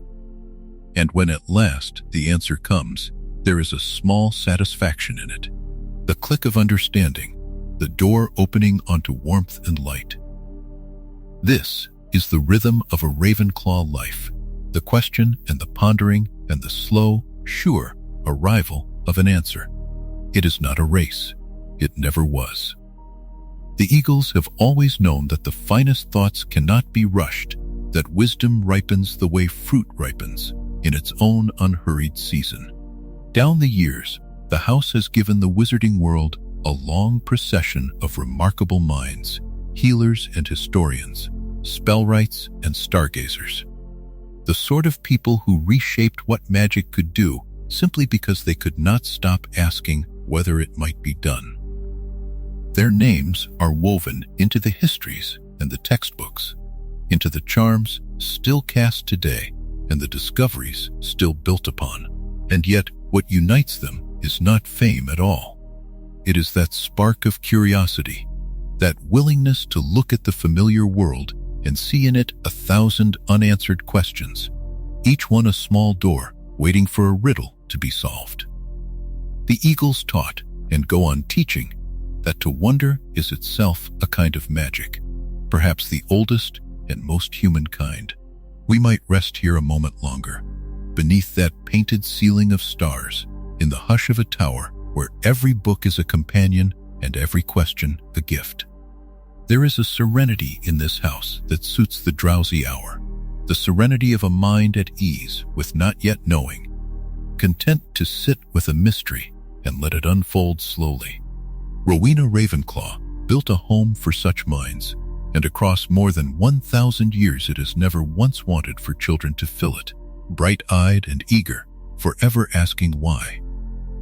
Her wisdom was not the cold and lonely thing that wisdom is sometimes imagined to be.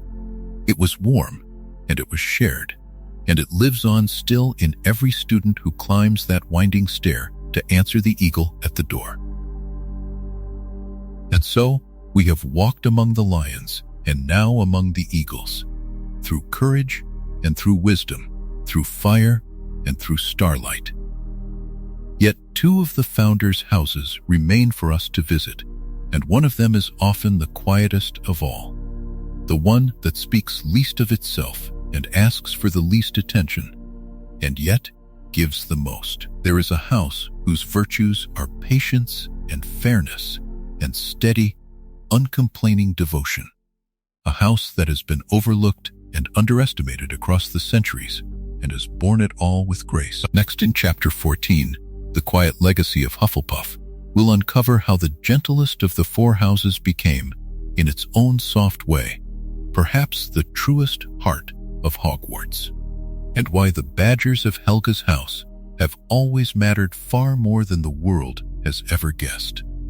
We have spent our last hours among the quick and glittering minds of Ravenclaw, following the wit that turns riddles over like polished stones, and the wisdom that asks always for one more question. We watched that house prize the sharp thought and the clever answer, and we saw how brightness of mind can light a whole tower from within. Yet a castle is not held up by cleverness alone, and a world is not made kind by wit. There is another gift, softer and slower, that asks for no applause and seeks no measuring, and tonight we turn toward it. This is the hushed legacy of Hufflepuff, and it is a story that does not shout, which is exactly why it deserves to be told. For 1,000 years, the house of Helga Hufflepuff has been the one that others were quickest to overlook. In the old rhymes and the schoolyard jokes, it was the house you landed in when you were nothing in particular, when you were not brave enough for lions, or clever enough for eagles, or ambitious enough for serpents. People spoke of it with a small, dismissive fondness, as though loyalty and patience were pleasant enough qualities, but hardly the stuff of legend. And Hufflepuff, in its steady way, never argued back. It simply went on being what it had always been, decent and warm and unbothered by the low regard of those who mistook gentleness for weakness. That, in the end, may be the truest measure of its strength, that it never needed to prove itself to feel at peace with what it was. Helga herself had set that tone at the very beginning. Where the other founders chose their students by some sharp and particular gift, she opened her arms to every child who came. She asked only that they be willing to work, to be fair, to be true. And she believed that these plain virtues were worth as much as any dazzling talent. We picture her among the youngest and shyest pupils, the ones the others had passed over, teaching them without impatience. certain that a kind and steady heart could be shaped into something the world would one day be glad of. She did not seek out the extraordinary. She trusted the ordinary to become extraordinary in its own quiet time and across the centuries that trust has been rewarded again and again. Think of what such a house tends to produce. Not, as a rule, the loudest heroes or the most feared villains, but the people a community leans upon without ever quite noticing. The healers who sit through the long nights at a bedside, mixing the same patient draughts hour after hour, asking for no thanks. The keepers of magical beasts who learn the temper of creatures that everyone else finds frightening, and who tend them with a tenderness born of understanding rather than fear. The gardeners and herbologists who coax stubborn plants into bloom, the cooks who feed a castle without being seen, the friends who stay when staying is hard. These are the children of Hufflepuff, and though the histories may not carve their names in stone, the world would grow cold and thin without them. There is a particular kind of courage in this that the boastful houses can miss. It is easy to be brave for a single blazing moment, to charge forward while the trumpets sound and everyone is watching. It is far harder to be faithful across a lifetime of small, unglamorous days, to keep a promise no one is checking on, to be fair to a person who can do nothing for you in return. Hufflepuff's courage is the courage of the long road. It shows itself not in one great flash, but in the steady flame that never goes out, the friend who does not abandon you, the worker who does not cut the corner, the soul who chooses honesty even when a lie would be easier and no one would ever know. Steadiness of this sort is its own serene greatness, and the older we grow, the more we come to see it. We should not imagine, either, that the gentleness of this house is the same as softness of will. When the hour of true darkness came to Hogwarts, when the castle stood at the edge of ruin on the 2nd of May in the year 1998, it was not only the bold and the clever who stayed to defend it. Among those who remained, who stood their ground for the sake of what was right, were the loyal children of Helga Hufflepuff, ordinary in the way she had always loved and utterly unshakable when everything was at stake. Their fairness had never made them frail. It had made them the kind of people who could not turn away from a friend in danger, and there is no braver thing in all the world than that. The house that others laughed at proved, when it mattered most, to be made of the sturdiest stuff there is. Part of the reason the world underrates such steadiness is that it makes so little noise. A great act of cleverness announces itself. A great act of daring draws a crowd, but a lifetime of decency slips by, almost unseen, folded into the fabric of every ordinary day. And we notice it, if we notice it at all, only by its absence. Take away the loyal and the patient and the fair from any community, and watch how quickly it frays. It is the Hufflepuffs among us who keep the small promises that hold everything together, who do the unrewarded work that lets the brighter lights shine, who forgive and stay and try again. Their greatness is real precisely because it does not need to be seen to be true. And so a curious thought settles over us in the hush of these late hours. The house that produces the fewest legends may, in fact, produce the most genuinely good people. Not the most famous, not the most powerful, but the most decent. The ones you would trust with a secret, or a child, or your last coin. Helga believed that kindness and hard work and fair dealing were not the leftovers of character, the qualities you settled for when nothing grander was on offer. She believed they were the foundation of everything worth having, and 1,000 years of quiet witches and wizards have proven her right. To be steady, to be loyal, to be fair, to be kind when kindness costs you something. This is not a lesser magic. It may be the deepest magic of all. We picture the badger on the house crest, a creature of no great glamour, low to the earth and easy to overlook, and yet fierce beyond its size when its home is threatened, tireless in its digging, patient in its long work beneath the ground. There could be no better emblem for what Helga built. The badger does not soar or roar. It endures. It tends its burrow and defends its own, and asks for nothing more than the chance to keep on doing so. And in that faithful persistence there is a strength that outlasts many a louder thing. The tranquil legacy of Hufflepuff is written not in grand deeds, but in 10,000 gentle ones, laid down day after day for 1,000 years, until they add up to something no cleverness could ever match. We leave the children of Helga Hufflepuff where they have always been happiest, in the warm and unremarkable middle of things, holding the world steady while the histories look elsewhere. 4 houses we have walked among now, each with its own gift and its own hidden heart, and we have learned that none of them is truly lesser than the rest. But we have spoken so far of the people. We have not yet gone down into the very rooms where they lived and slept and grew, the hidden hearths tucked into the bones of the castle itself. Each house kept its own sanctuary, and each guarded it in its own peculiar way. Up next in Chapter 15, the common rooms and their secrets will uncover where these 4 families made their homes within the ancient stone, the passwords and portraits and hidden doors that shielded them, and the quiet wonders each concealed from the world outside. We have lingered in the warmth of Hufflepuff for a while now, tracing the hushed legacy that Helga left behind, the patient kindness woven into stone and soil beneath the castle. Let that gentle feeling stay with you as we drift onward, for we are not leaving the houses behind. We are only opening more of their doors. Tonight we wander slowly through the common rooms and their secrets, the 4 hidden hearts of Hogwarts, where students have returned, night after night, for 1,000 years, to feel safe and to let the day fall softly away. Picture yourself moving from room to room, without hurry, weightless, unseen, a drifting witness to places built for rest.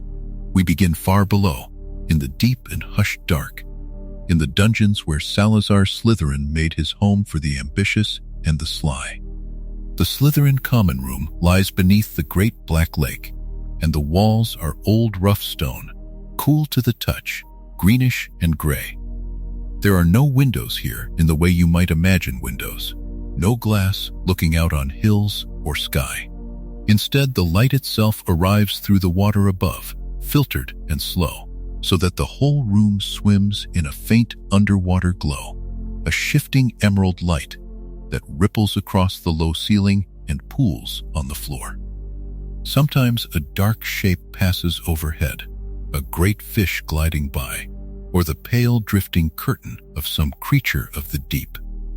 And the light dims for a moment and then returns. Long lamps hang on silver chains, casting green halos into the murk, and the fireplace is carved with serpents whose scales catch the glow. The chairs are high-backed and grand, upholstered in soft dark leather, and skulls and old silver rest on the mantel, kept less for fear than for the quiet dignity of long tradition. To sit here as the lake sighs above you is to feel wrapped in a cool and secret hush, cradled in stone, the water itself a heavy blanket between you and the storms of the world. Students would settle into the shadows with the green light moving over their faces, and the low murmur of the lake would carry them down into sleep as surely as any lullaby. We rise now, up through the castle, up and up until the stone gives way to open air, and we come to the Tower of Ravenclaw. To reach the common room, we climb a tight spiral stair that turns and turns, winding higher than seems possible, until it opens onto a door with no handle and no keyhole. In its place, there is a bronze eagle knocker, and the eagle does not ask for a password. It asks a riddle, a question turned over like a smooth stone, and only a thoughtful answer will let you pass. There is no shame in a wrong reply, for the eagle simply offers another puzzle, patient as the stars, willing to wait all night. Beyond the door, the room is wide and airy and serene. It is a graceful circle, and arched windows set with midnight blue and bronze look out across the mountains, across the loch, across the whole dark and rolling land. The ceiling is painted with stars, a soft field of constellations, so that even indoors the sky is never truly gone. A statue of Rowena herself stands white and calm in the room, a diadem of marble upon her brow, watching over her scholars. The chairs are the color of a clear night, and the domed roof soars overhead. When the moon is full, it pours silver through the high glass, and to lie back among the cushions with the painted stars above and the real stars beyond is to feel that thinking itself has grown serene, that every question has been set gently down. Here the mind loosens like a knot slipping free, and sleep comes not as an ending, but as the last soft turn of a long and pleasant thought. We descend again, down toward the warmth of the earth, toward the kitchens where good smells drift and copper gleams. Near a stack of great barrels in a shadowed nook of the corridor, there is a way in that only the Hufflepuffs know.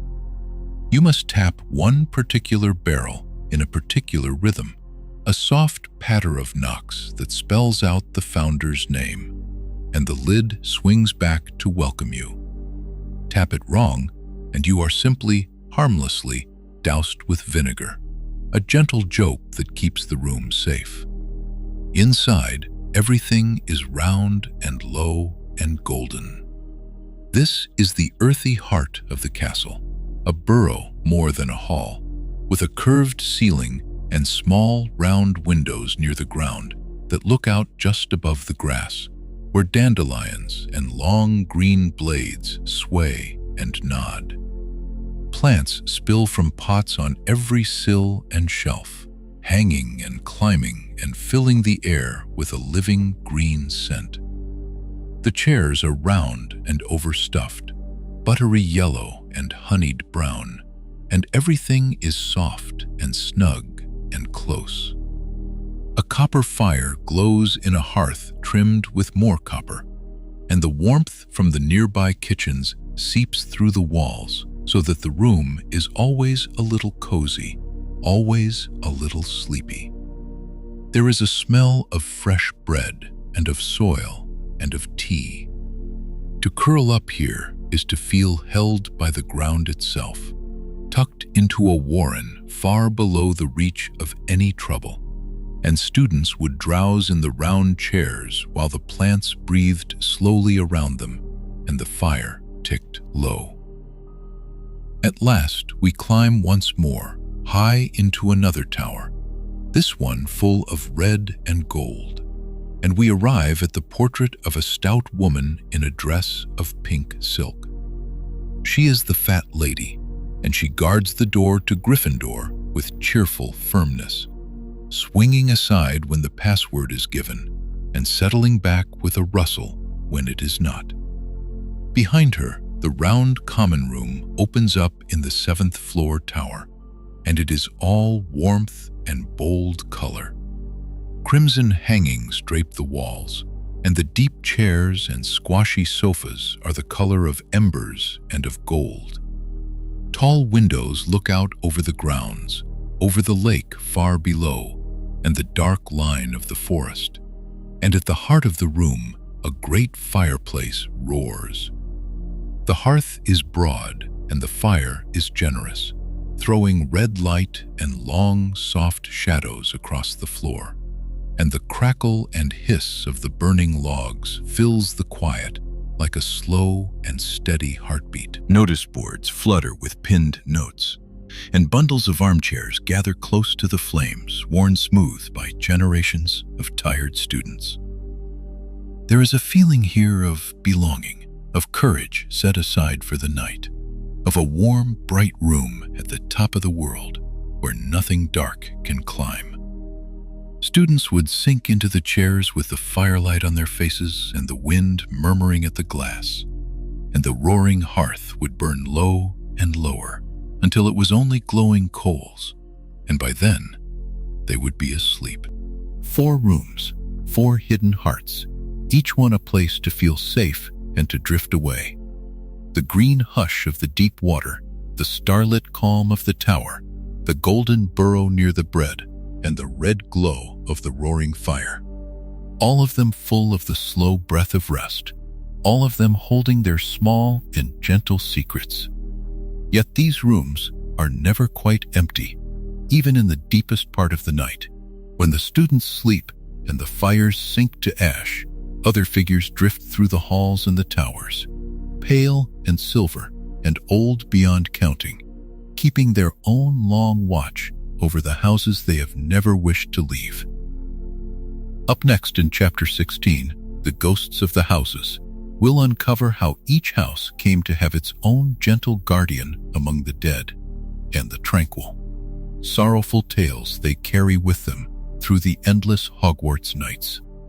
We have spent our last hours behind the hidden doors of the castle, in the dungeon room where the lake presses green light against the glass, in the airy tower where a riddle guards the stair, in the low sunny burrow of the barrels and the warm crimson hearth beneath the north tower. We saw how each house made a home inside the ancient stone, and how those homes held the sleeping and the waking and the growing of 1,000 years of children. Yet a room, however loved, is only stone and timber and a fire that must be relit each night. What truly keeps the memory of a house is not the walls that shelter it, but the ones who linger long after their own lives are done. Tonight, we walk the corridors with them, softly. And this is the tale of the ghosts of the houses, the 4 gentle spirits who drift the old halls and carry within themselves everything the living have forgotten. There is nothing to fear here. The ghosts of Hogwarts are not the restless horrors of frightened stories. They are the pearly, half-remembered shapes of people who once laughed and studied and loved within these walls, and who chose, for reasons of their own, to stay behind rather than go on into whatever waits beyond. They pass through the torchlight without disturbing a single flame. They glide down staircases and through solid doors as easily as breath moves through open air. And because they have been here so long, each of them has become something more than a single soul. Each has become a keeper of remembrance for the house whose colors they still faintly wear. We begin in the scarlet warmth of Gryffindor, where the spirit who watches over the brave is a courtly gentleman by the name of Sir Nicholas de Mimsy Porpington, though the children of the castle, with the easy affection of the young, have long called him nearly Headless Nick. He was a knight of the wizarding court more than 5 centuries ago, in the days when the world was rougher and justice was crueler, and the manner of his leaving the living was not a kind one. A blunted axe and 45 clumsy strokes left his head clinging to his shoulders by the barest thread of skin, and so he has drifted the halls ever since, neither fully parted from that head nor able to set it wholly free. Yet there is no bitterness in him worth the name. He is proud and a little vain, fond of ceremony, quick to tell a long story of the old days to anyone slow enough to be caught. He carries the memory of Gryffindor as a warm and gallant thing, the courage of the tourney and the loyal heart. And though the world has moved past the age of knights, he keeps its gentleness alive in the corridors, like a candle no draught can reach. Now we drift toward the Tower of the Eagle, and here the spirit is very different. Quiet, where Nick is talkative. Sorrowful, where he is proud. She is the Grey Lady, and she moves through the upper halls with her head bowed and her long hair falling like water.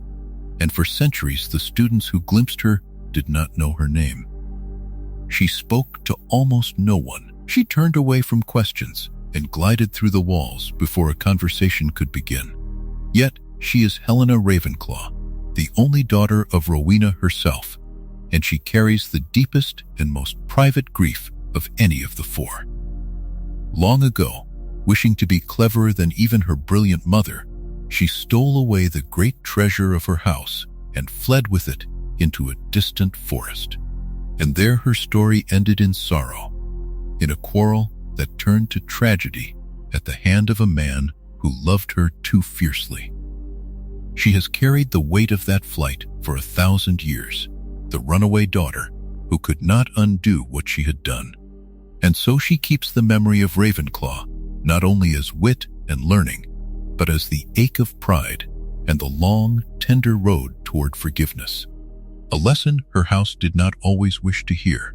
The man who followed her into the forest all those years ago haunts the castle too, though he keeps to the lower stone, and he is the third of our four. In the deep corridors near the dungeons drifts the bloody Baron, the spirit of Slytherin, silent and severe, his ghostly robes marked with stains the color of old silver that never fade. He was a proud and passionate lord of Rowena's household, sent to bring Helena home, and when she refused him in the woods, his grief and fury undid them both.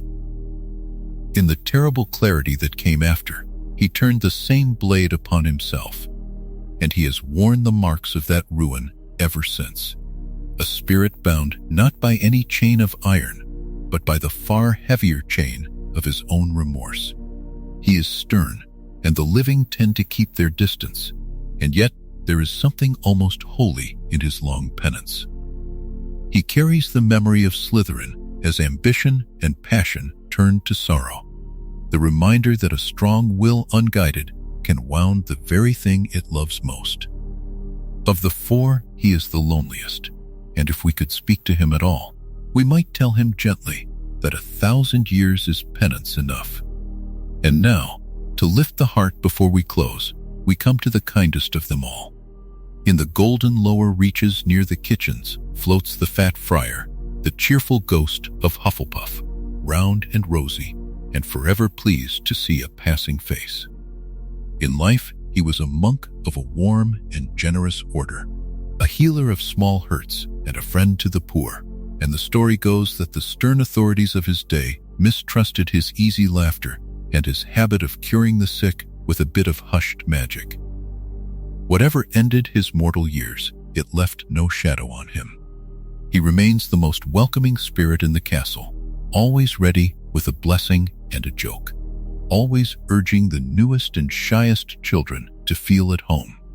He carries the memory of Hufflepuff exactly as Helga would have wished, as loyalty and good cheer and the plain conviction that everyone deserves a kind word. Where the Baron broods and the Grey Lady mourns, the friar simply forgives again and again, and the corridors are lighter for his passing. Think for a moment of what these four together truly are.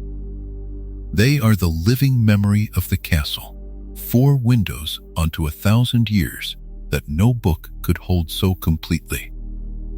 They saw the founders' children and the children of those children. They watched fashions come and go, watched wars flicker and fade beyond the mountains, watched the same young fears and the same young joys repeat themselves in face after face across the centuries. When a student passes one of them on a dim staircase and shivers, it is not terror they should feel, but a strange tenderness, for they are brushing against someone who remembers everyone who came before. The ghosts do not haunt Hogwarts, they keep it company. They hold its long story so that the living, who forget so quickly, never have to carry the whole weight of remembrance alone.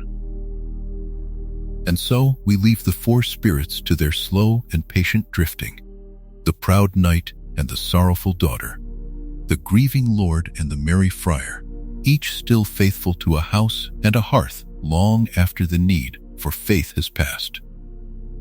The living students who share the halls with them are not always so gentle with one another. Among the warm and breathing children of the four houses there ran a rivalry as old as the founders themselves, measured in points and matches and the glow of enchanted hourglasses, fiercest of all between the lion and the serpent.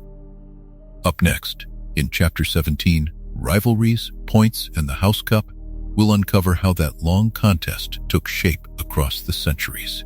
The count of jewels in the great glass timers, the glory of the golden cup, and the swift and soaring game played high above the castle grounds.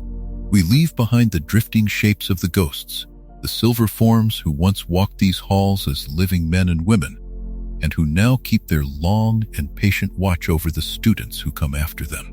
The Grey Lady in her sorrow, the bloody Baron in his silent regret, the fat friar with his forgiving smile, the boastful knight who cannot quite remember his own name. They belong to the castle, and the castle belongs to them, and their quiet presence is woven into the same fabric that holds together everything else at Hogwarts. And among all the things they have watched unfold across the centuries, few have been so constant, so tender, and so full of gentle drama as the rivalries between the four houses. That is where we settle tonight, into rivalries, points, and the House Cup, into the warm and enduring contest that gives the castle so much of its life. Rivalry at Hogwarts is not a cold thing. It is not cruelty, though it can sometimes edge toward it. More often, it is closer to the affection between siblings who tease and challenge one another around a long dinner table, each certain that their own way of being is the finest, each secretly proud of the others all the same. The four houses share the same corridors, the same feasts, the same lessons in the same drafty classrooms, and yet each one carries a flavor entirely its own. Gryffindor, with its bold red and gold, quick to act, quick to laugh, drawn always toward courage. Hufflepuff in yellow and black, patient and loyal, steady as good earth. Ravenclaw in blue and bronze, forever curious, forever chasing the shape of an idea. And Slytherin in green and silver, clever and ambitious, watchful, sure of itself. Put these four temperaments under one roof for 1,000 years, and rivalry is not merely likely. It is inevitable, and it is welcome. Of all these contests, the oldest and the sharpest has always been the one between Gryffindor and Slytherin. It reaches back to the very founders, to Godric Gryffindor and Salazar Slytherin, who began as the closest of friends and drifted, over the years, into disagreement about who should be allowed to learn magic at all. That first quarrel cooled the friendship and in time sent Salazar walking away from the school he had helped to build. Something of that old story seems to have soaked into the stones. Century after century, the students sorted into red and those sorted into green have looked across the great hall at one another with a spark of challenge in their eyes. Yet, we should be careful how we picture it. For most of those centuries, the rivalry has been a thing of Quidditch matches and shouted encouragement, of who could answer first in potions, of good-natured boasting in the corridors. It has been the friction that keeps a fire alive, not the fire that burns a house down.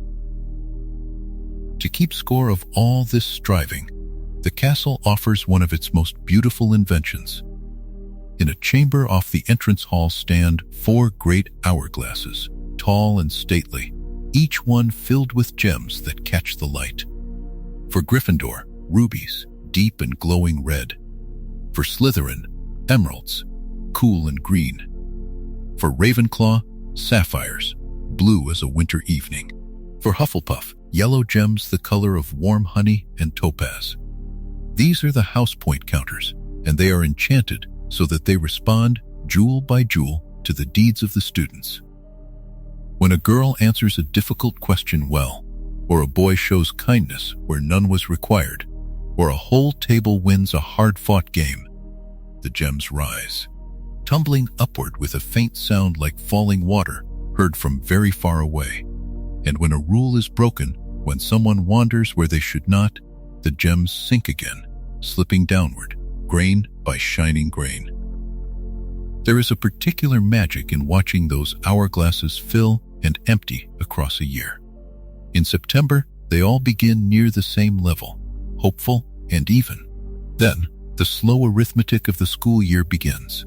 A clever essay here, a lost temper there, a brave act in the grounds, a forgotten homework by the lake. The gems climb and fall, and the students learn to read them the way sailors once read the sky.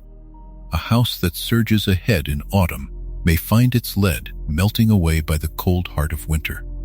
A house that trails all year may gather itself in the final weeks and rise, gem by ruby or emerald or sapphire gem, into sudden and breathless contention. The hourglasses are patient. They do not hurry. They simply keep their honest count glittering in the torchlight while the seasons turn outside the tall windows. All of this striving points toward a single evening in spring, toward the awarding of the house cup.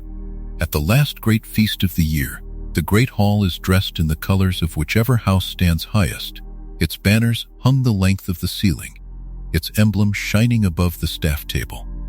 The winning students look up and see their own color spread across the enchanted sky, and there is a warmth in that moment that lingers long after they have grown old and left the castle behind.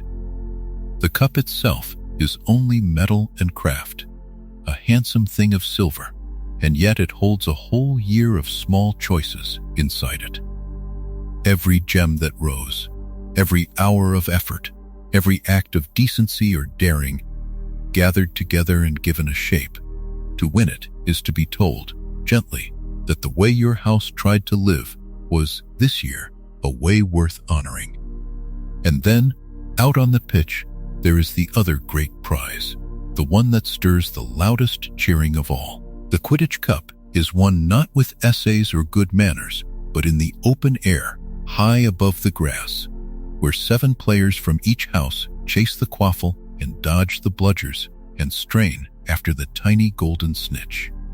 Quidditch gives the house rivalries their fiercest and their happiest voice.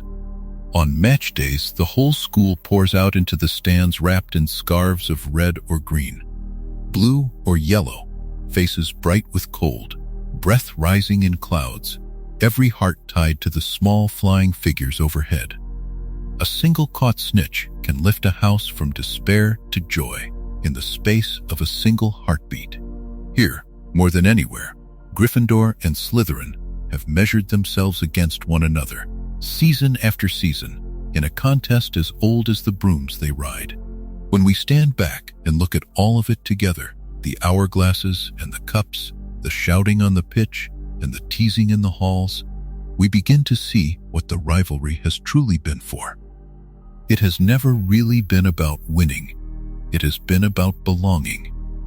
To care whether the rubies outnumber the emeralds is to care about the people who share your table, your dormitory, your long walks to lessons in the rain. The contest gives the students something to pull toward together, a common hope, a shared disappointment, a story that runs from the first feast in September to the last one in June.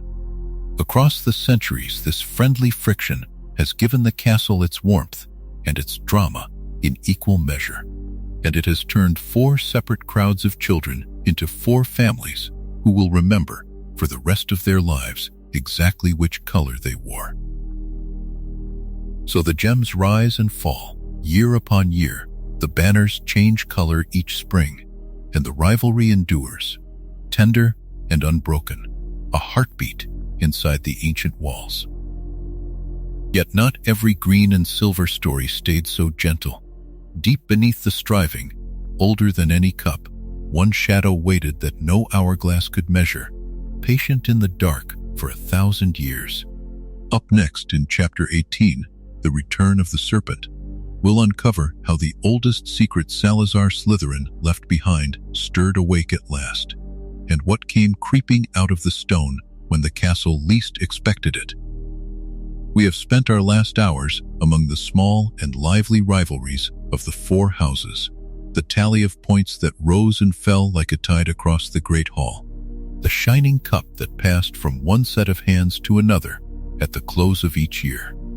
We watched how those contests, playful as they were, taught the young to strive and to lose and to try again, and how the house cup, for all its glitter, was only ever a game laid over a deeper friendship.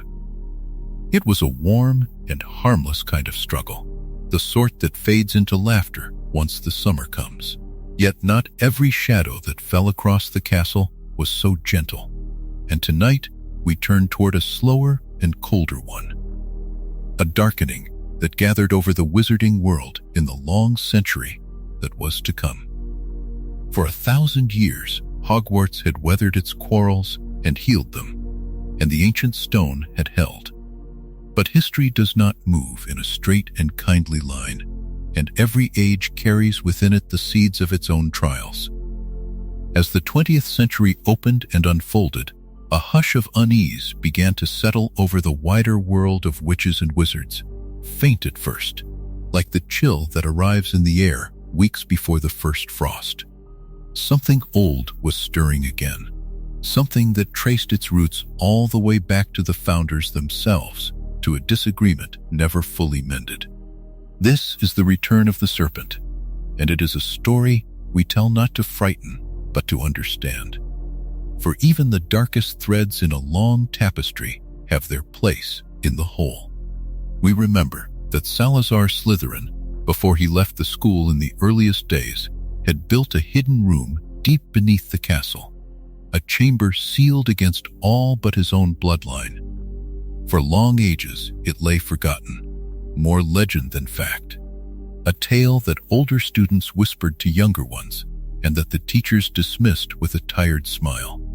Generations came and went, and the Chamber of Secrets slept in the dark below the pipes and the foundations, waiting for one who carried the founder's blood and the founder's tongue. It might have slept there forever, harmless as a closed book on a high shelf. But the line of Salazar had thinned across the centuries down to a single fading family, and from that family, at last, a child was born who would find the door.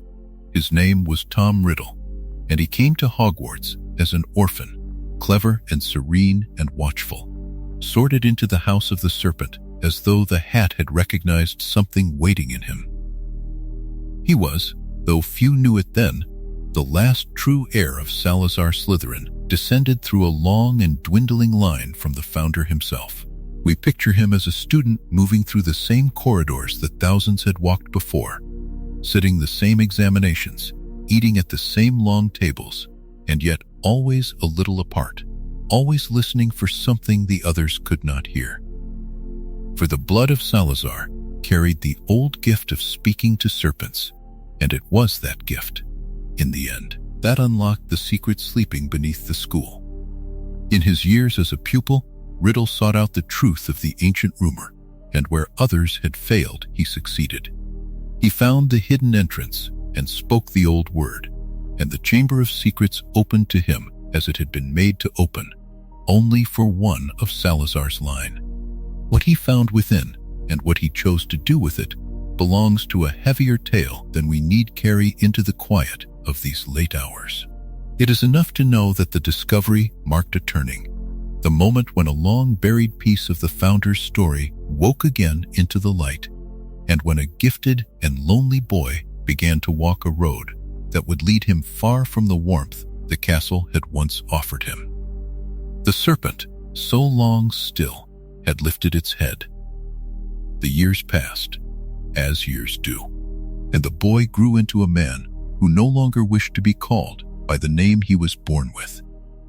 He set his mind against the ordinary span of a mortal life, unwilling to accept the soft and natural ending that comes to all things, and he sought instead a way to bind himself to the world beyond his own years.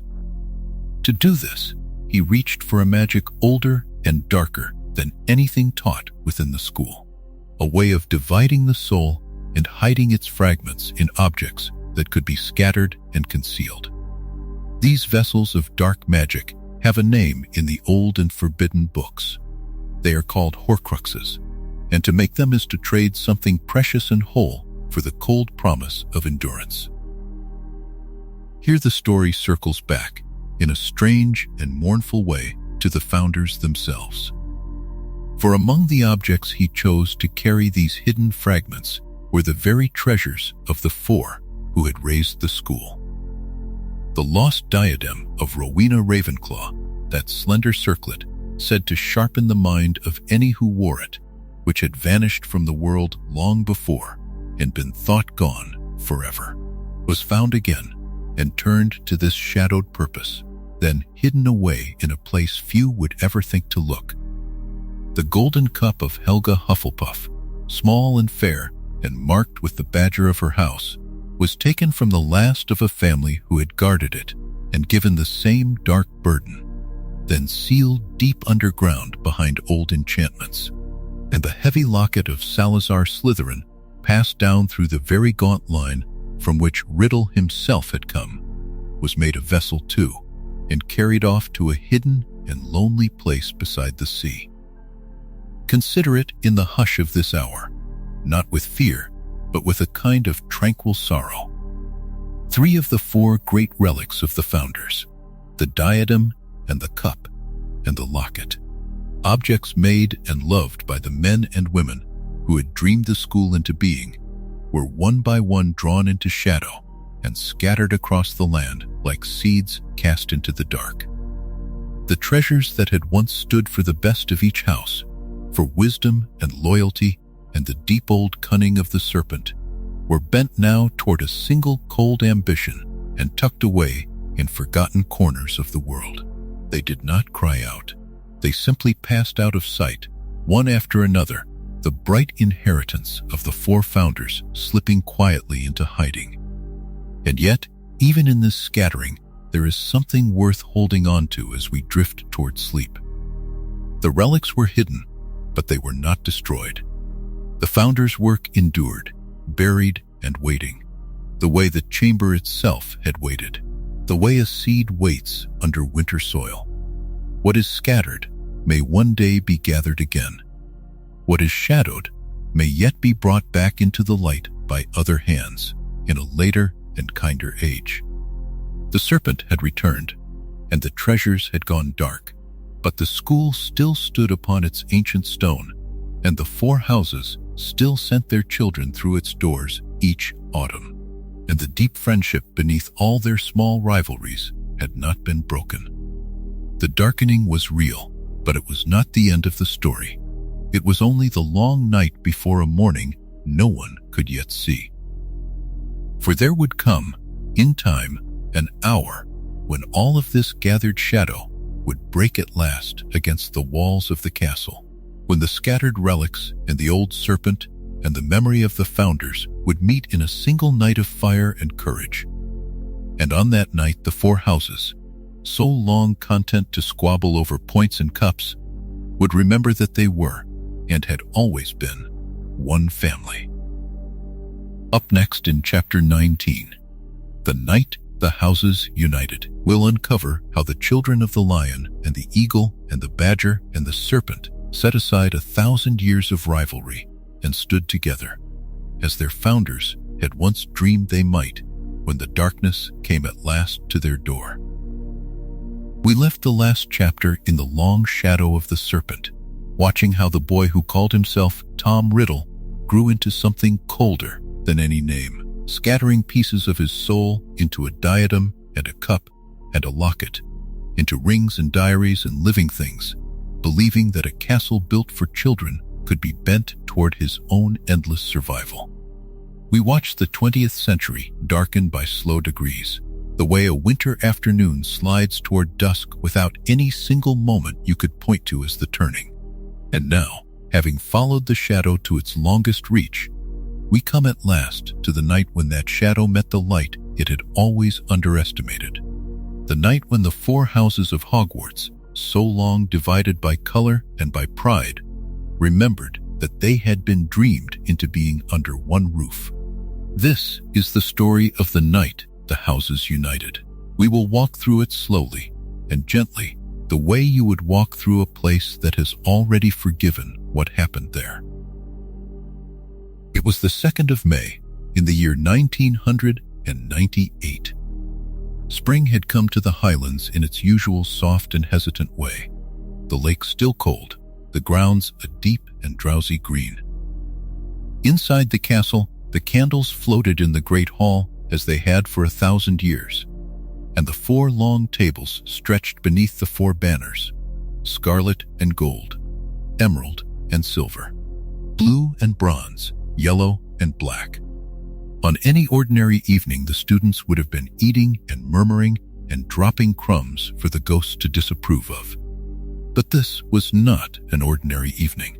Word had passed through the corridors that danger was coming to the school at last, that the long war outside its walls had finally turned its face toward the one place many of them had always thought of as safe.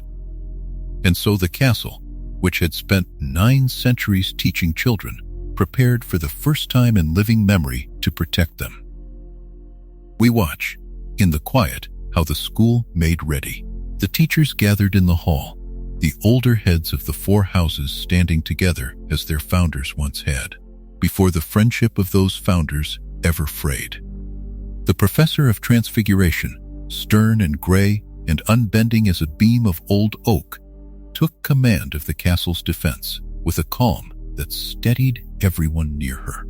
The half-giant who kept the grounds, the tiny professor who taught charms and stood no higher than a first year, the herbologist with soil still under her nails, the potions master with his careful, unreadable face.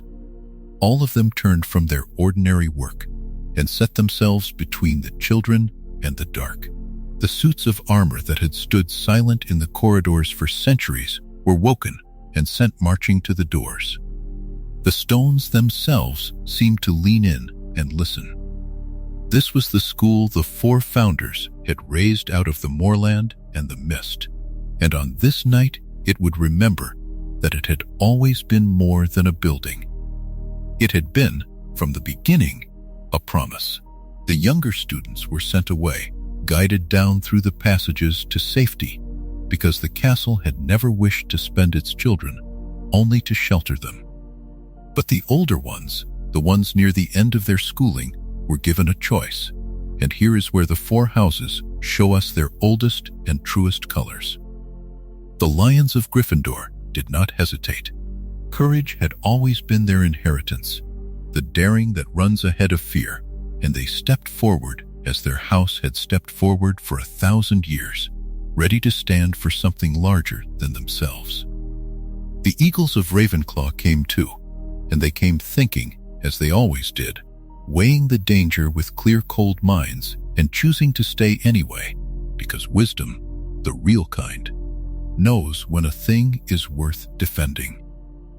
And the Badgers of Hufflepuff, the house so often overlooked, the loyal and the patient and the unfailingly kind, stayed in the greatest numbers of all, more of them than of any other house, quietly proving what Helga Hufflepuff had known from the start, that loyalty is not a soft virtue, but a strong one, perhaps the strongest of them all. And then there is the House of the Serpent, and its story, as it has always been, is more complicated. Slytherin's tale on this night is not a simple one, and we should not pretend otherwise, because the truth is gentler and sadder and more human than any easy telling. The House of Salazar had, over long centuries, gathered to itself a reputation for ambition and self-preservation, and there were among its members those whose families stood on the far side of the coming fight. Many of the younger Slytherins were led out of the castle before the defense began, and the house was, in that first hour, absent from the ranks upon the walls. Yet we must hold the whole picture in the low light, and not only the part that is easy to judge. For the emerald and silver were never only about cunning turned to cruelty. Ambition can be turned towards saving as easily as toward taking. In the end, before the night was through, sons and daughters of Slytherin would return through the gates with reinforcements at their backs, grown witches and wizards who had once slept beneath the lake and now came riding home to defend the school that had raised them. The Serpent, it turns out, could also choose the castle, The house was complicated, as Salazar himself had been complicated, and complication is not the same thing as villainy. So we watched them gather, all of them, in the deep hours of that night. Not children playing at war, but young people and their teachers standing shoulder to shoulder beneath the four banners. The house rivalries of 1,000 years falling hushed the way petty quarrels fall quiet when something real walks into the room. The point hourglasses in the entrance hall, those glittering columns of rubies and emeralds and sapphires and yellow diamonds that had measured out centuries of small victories, stood forgotten in the corner. Because on this night, no one was counting points. The very last of the ghosts drifted through the walls, the Grey Lady and the Fat Friar and nearly headless Nick, even the Bloody Baron. Silent witnesses to the living, doing what the founders had always hoped their heirs might one day do, which was simply to stand together. We will not linger on the sharp edges of what came after, for this is a story told for rest, not for fear, and the hard details belong to the daylight. It is enough, in the hush, to know this. The castle held, through the long dark of that 2nd of May, through everything the night threw against its ancient stones, the school that four friends had dreamed into being 900 years before did not fall. It bent, and it grieved, and it lost some of those who loved it best. And yet, when the gray dawn finally came up over the lake, the towers were still standing, and the banners, torn and smoke-stained, still hung above the hall. The houses had united, not by erasing their differences, but by remembering, all at once and all together, that they had always belonged to the same story. Courage and wisdom, loyalty and yes, in its own late and complicated way, ambition, all four gifts turned at last toward the same purpose, which was to let the castle go on welcoming children as it always had. And in the tired, tender serene of that morning, the school breathed and endured and waited to begin again. Up next in Chapter 20, 1,000 Years On, we'll uncover what became of the four houses in the long peace that followed. What each color and each virtue still means to the children sorted beneath the great hourglasses today.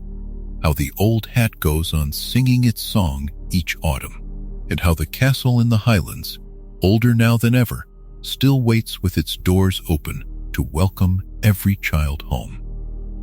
On the night the four houses set aside their old quarrels and stood together beneath one banner, something quiet settled over the castle that had never fully settled before. The suits of armor stopped their restless shifting. The portraits stopped their whispering, and in the stone itself there seemed to move a long, slow breath, as though Hogwarts had waited a very long time to feel this exact stillness, and now, at last, could let it come. From that peaceful hour, we drift forward, gently, across the widest span this whole journey has yet asked us to cross. We leave the founders and their students behind. We leave the feuds and the reconciliations, the secret rooms and the buried treasures. And we come to rest, softly, upon a thought that is almost too large to hold, and yet somehow feels like the tenderest of all. 1,000 years have passed. 1,000 years on, the castle still stands. Think of it, 990, or thereabouts, when four gifted witches and wizards first raised these walls above a lonely Scottish loch.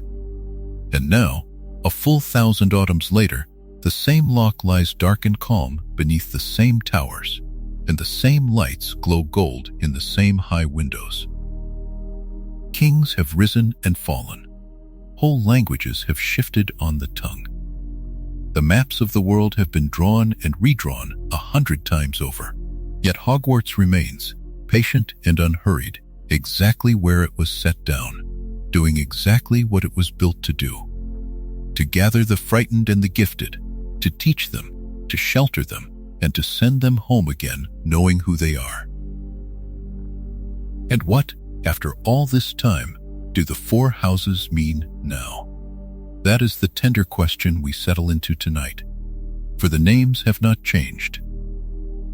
Gryffindor, Hufflepuff, Ravenclaw, and Slytherin still hang in their colors above the four long tables in the Great Hall: red and gold, yellow and black, blue and bronze, green and silver. But 1,000 years is a long while for a name to travel, and each of these has gathered meaning the way a river gathers water, quietly, mile after mile, until it carries far more than its source ever poured in. To belong to Gryffindor now is to be told, softly and from the very first night, that there is courage in you even before you have found it. Godric Gryffindor prized the bold heart above all, and across 10 centuries his house has become the home of those who act, who stand between others and the dark, who feel fear fully and move anyway. The young ones who are sorted there do not always feel brave. Most of them, on that first evening, feel very small indeed, but the house takes them in and tells them, without a single word, that bravery is not the absence of trembling. It is the choice made while trembling. And year by year, quietly, they grow into the name they were given.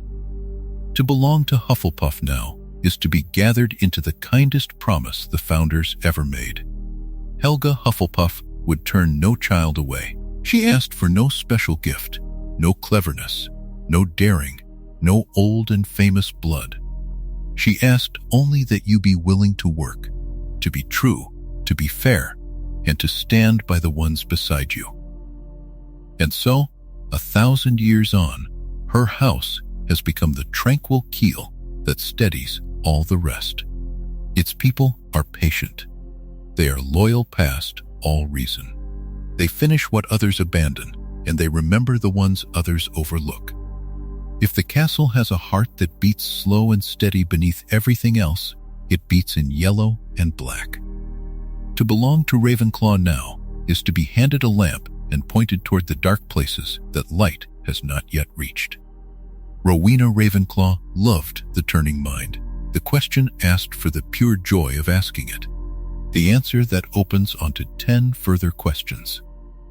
Her house has become the home of the curious and the strange, the ones who wonder aloud at the ceiling of stars, who read past midnight, who see patterns where others see only noise. 1,000 years have not dimmed that lamp. If anything, they have carried it further, hand to hand, mind to mind, each generation adding a little more understanding to the great slow gathering of it all. And to belong to Slytherin now is to inherit the most complicated name of the four, and perhaps, for that very reason, the one most worth understanding tenderly. Salazar Slytherin prized ambition, resourcefulness, and the deep pull of loyalty to one's own. His house has carried a heavy history, and we have followed a fair share of its shadows across these chapters. Yet 1,000 years on, its truest gift remains what it always was. To be sorted into Slytherin is to be told that your hunger to become something is not a flaw. That determination, rightly turned, builds and protects and endures. The house has known its darkness. It has also known those who chose, against every expectation, to turn that same fierce will toward the light. And so it stands, still, one banner among four, no longer set apart, part of the whole at last. Every autumn, when the new ones arrive, the choosing begins again in the oldest way of all. The sorting hat is lifted onto its stool at the front of the Great Hall. That ancient patched and pointed thing, older than every living person in the room, and it does the one small, marvelous act it has done for 1,000 years. It sings. No two of its songs have ever been quite the same. Each September, it weaves a new one, and yet each carries the same steady heart beneath the new words. It tells the story of the four who founded this place. It reminds the trembling children on their benches that they are the newest link in a chain that stretches back 1,000 autumns, and that, They too will one day pass it on. And when it has sung, one by one, the small frightened figures come forward, and the hat is lowered over their eyes, and in the hush it whispers to each of them alone the name of the family that will hold them for the next 7 years of their lives. That is the founder's dream, still breathing. 4 witches and wizards who could not, in the end, agree on everything, who parted with sorrow between them, nonetheless built a single house large enough to hold all 4 of their visions at once. Courage and kindness, wit and will. They did not resolve their differences by choosing one and discarding the rest. They resolved them by building rooms enough for every kind of child and letting the castle keep them all under one wide roof. That was the dream. And 1,000 years on, it is not a memory. It is happening again tonight, and it will happen again next autumn, and the autumn after that, on and on, for as long as there are frightened children and a warm hall waiting to receive them. For the castle still rises over the loch. The towers still catch the last of the evening light and hold it until the stars come out. The lake still lies black and serene beneath the windows, and the greenhouses still steam faintly in the cold, and the fires in 4 common rooms still burn low and gold into the small hours. And somewhere, right now, a child who has never been away from home before is walking up the long path from the water with a lantern bobbing ahead, afraid of everything and certain of nothing, about to learn that this vast, strange stone place has been waiting 1,000 years just to welcome one more small soul home. It welcomed the first of them when the founders still walked these halls. It welcomes them still. And it will go on welcoming them long after every voice that ever spoke here has fallen quiet. That is where our long walk through the 4 houses gently comes to rest. Not at an ending, but at a beginning that repeats forever, one autumn at a time. There remains only to gather these threads together and hold them for a last, tranquil while in the closing thoughts that are about to settle softly over us all. And so we return, one last time, to the misty loch where it all began. 1,000 years ago, 4 friends stood on an empty hillside and dreamed a castle into being. Godric Gryffindor and the fire of his courage, Salazar Slytherin and the sharp silver of his ambition, Rowena Ravenclaw and the deep blue of her wisdom, Helga Hufflepuff and the warm gold of her loyalty. 4 hearts, 4 colors, 4 houses, woven together into one great school upon the hill. We followed the raising of the towers and the enchanting of the hat. We wandered the dungeon by the lake and the tower of riddles, the barrels by the kitchens and the crimson hearth behind the fat lady's smile. We traced the lost diadem into the forest, the cup into the shadows, the locket down a fading bloodline. We heard the ghosts drift the corridors, keeping 1,000 years of memory. We watched the houses quarrel over points and glory, and we watched them, on one dark spring night, stand together to save the castle they all called home. From 4 friends to countless children, from a dream on a hillside to a light in the highland dark. The sorting hat still sings each autumn. The staircases still turn like slow rivers, and the castle still waits, patient and warm, to welcome every frightened child home. Good night. What did you think of this journey through 1,000 years of Hogwarts? I'd love to hear your thoughts in the comments below. If this changed the way you see the 4 houses or taught you something new, consider subscribing for more mind-expanding content. And if you know someone who would find this as fascinating as you did, share it with them. These are the kind of conversations that matter.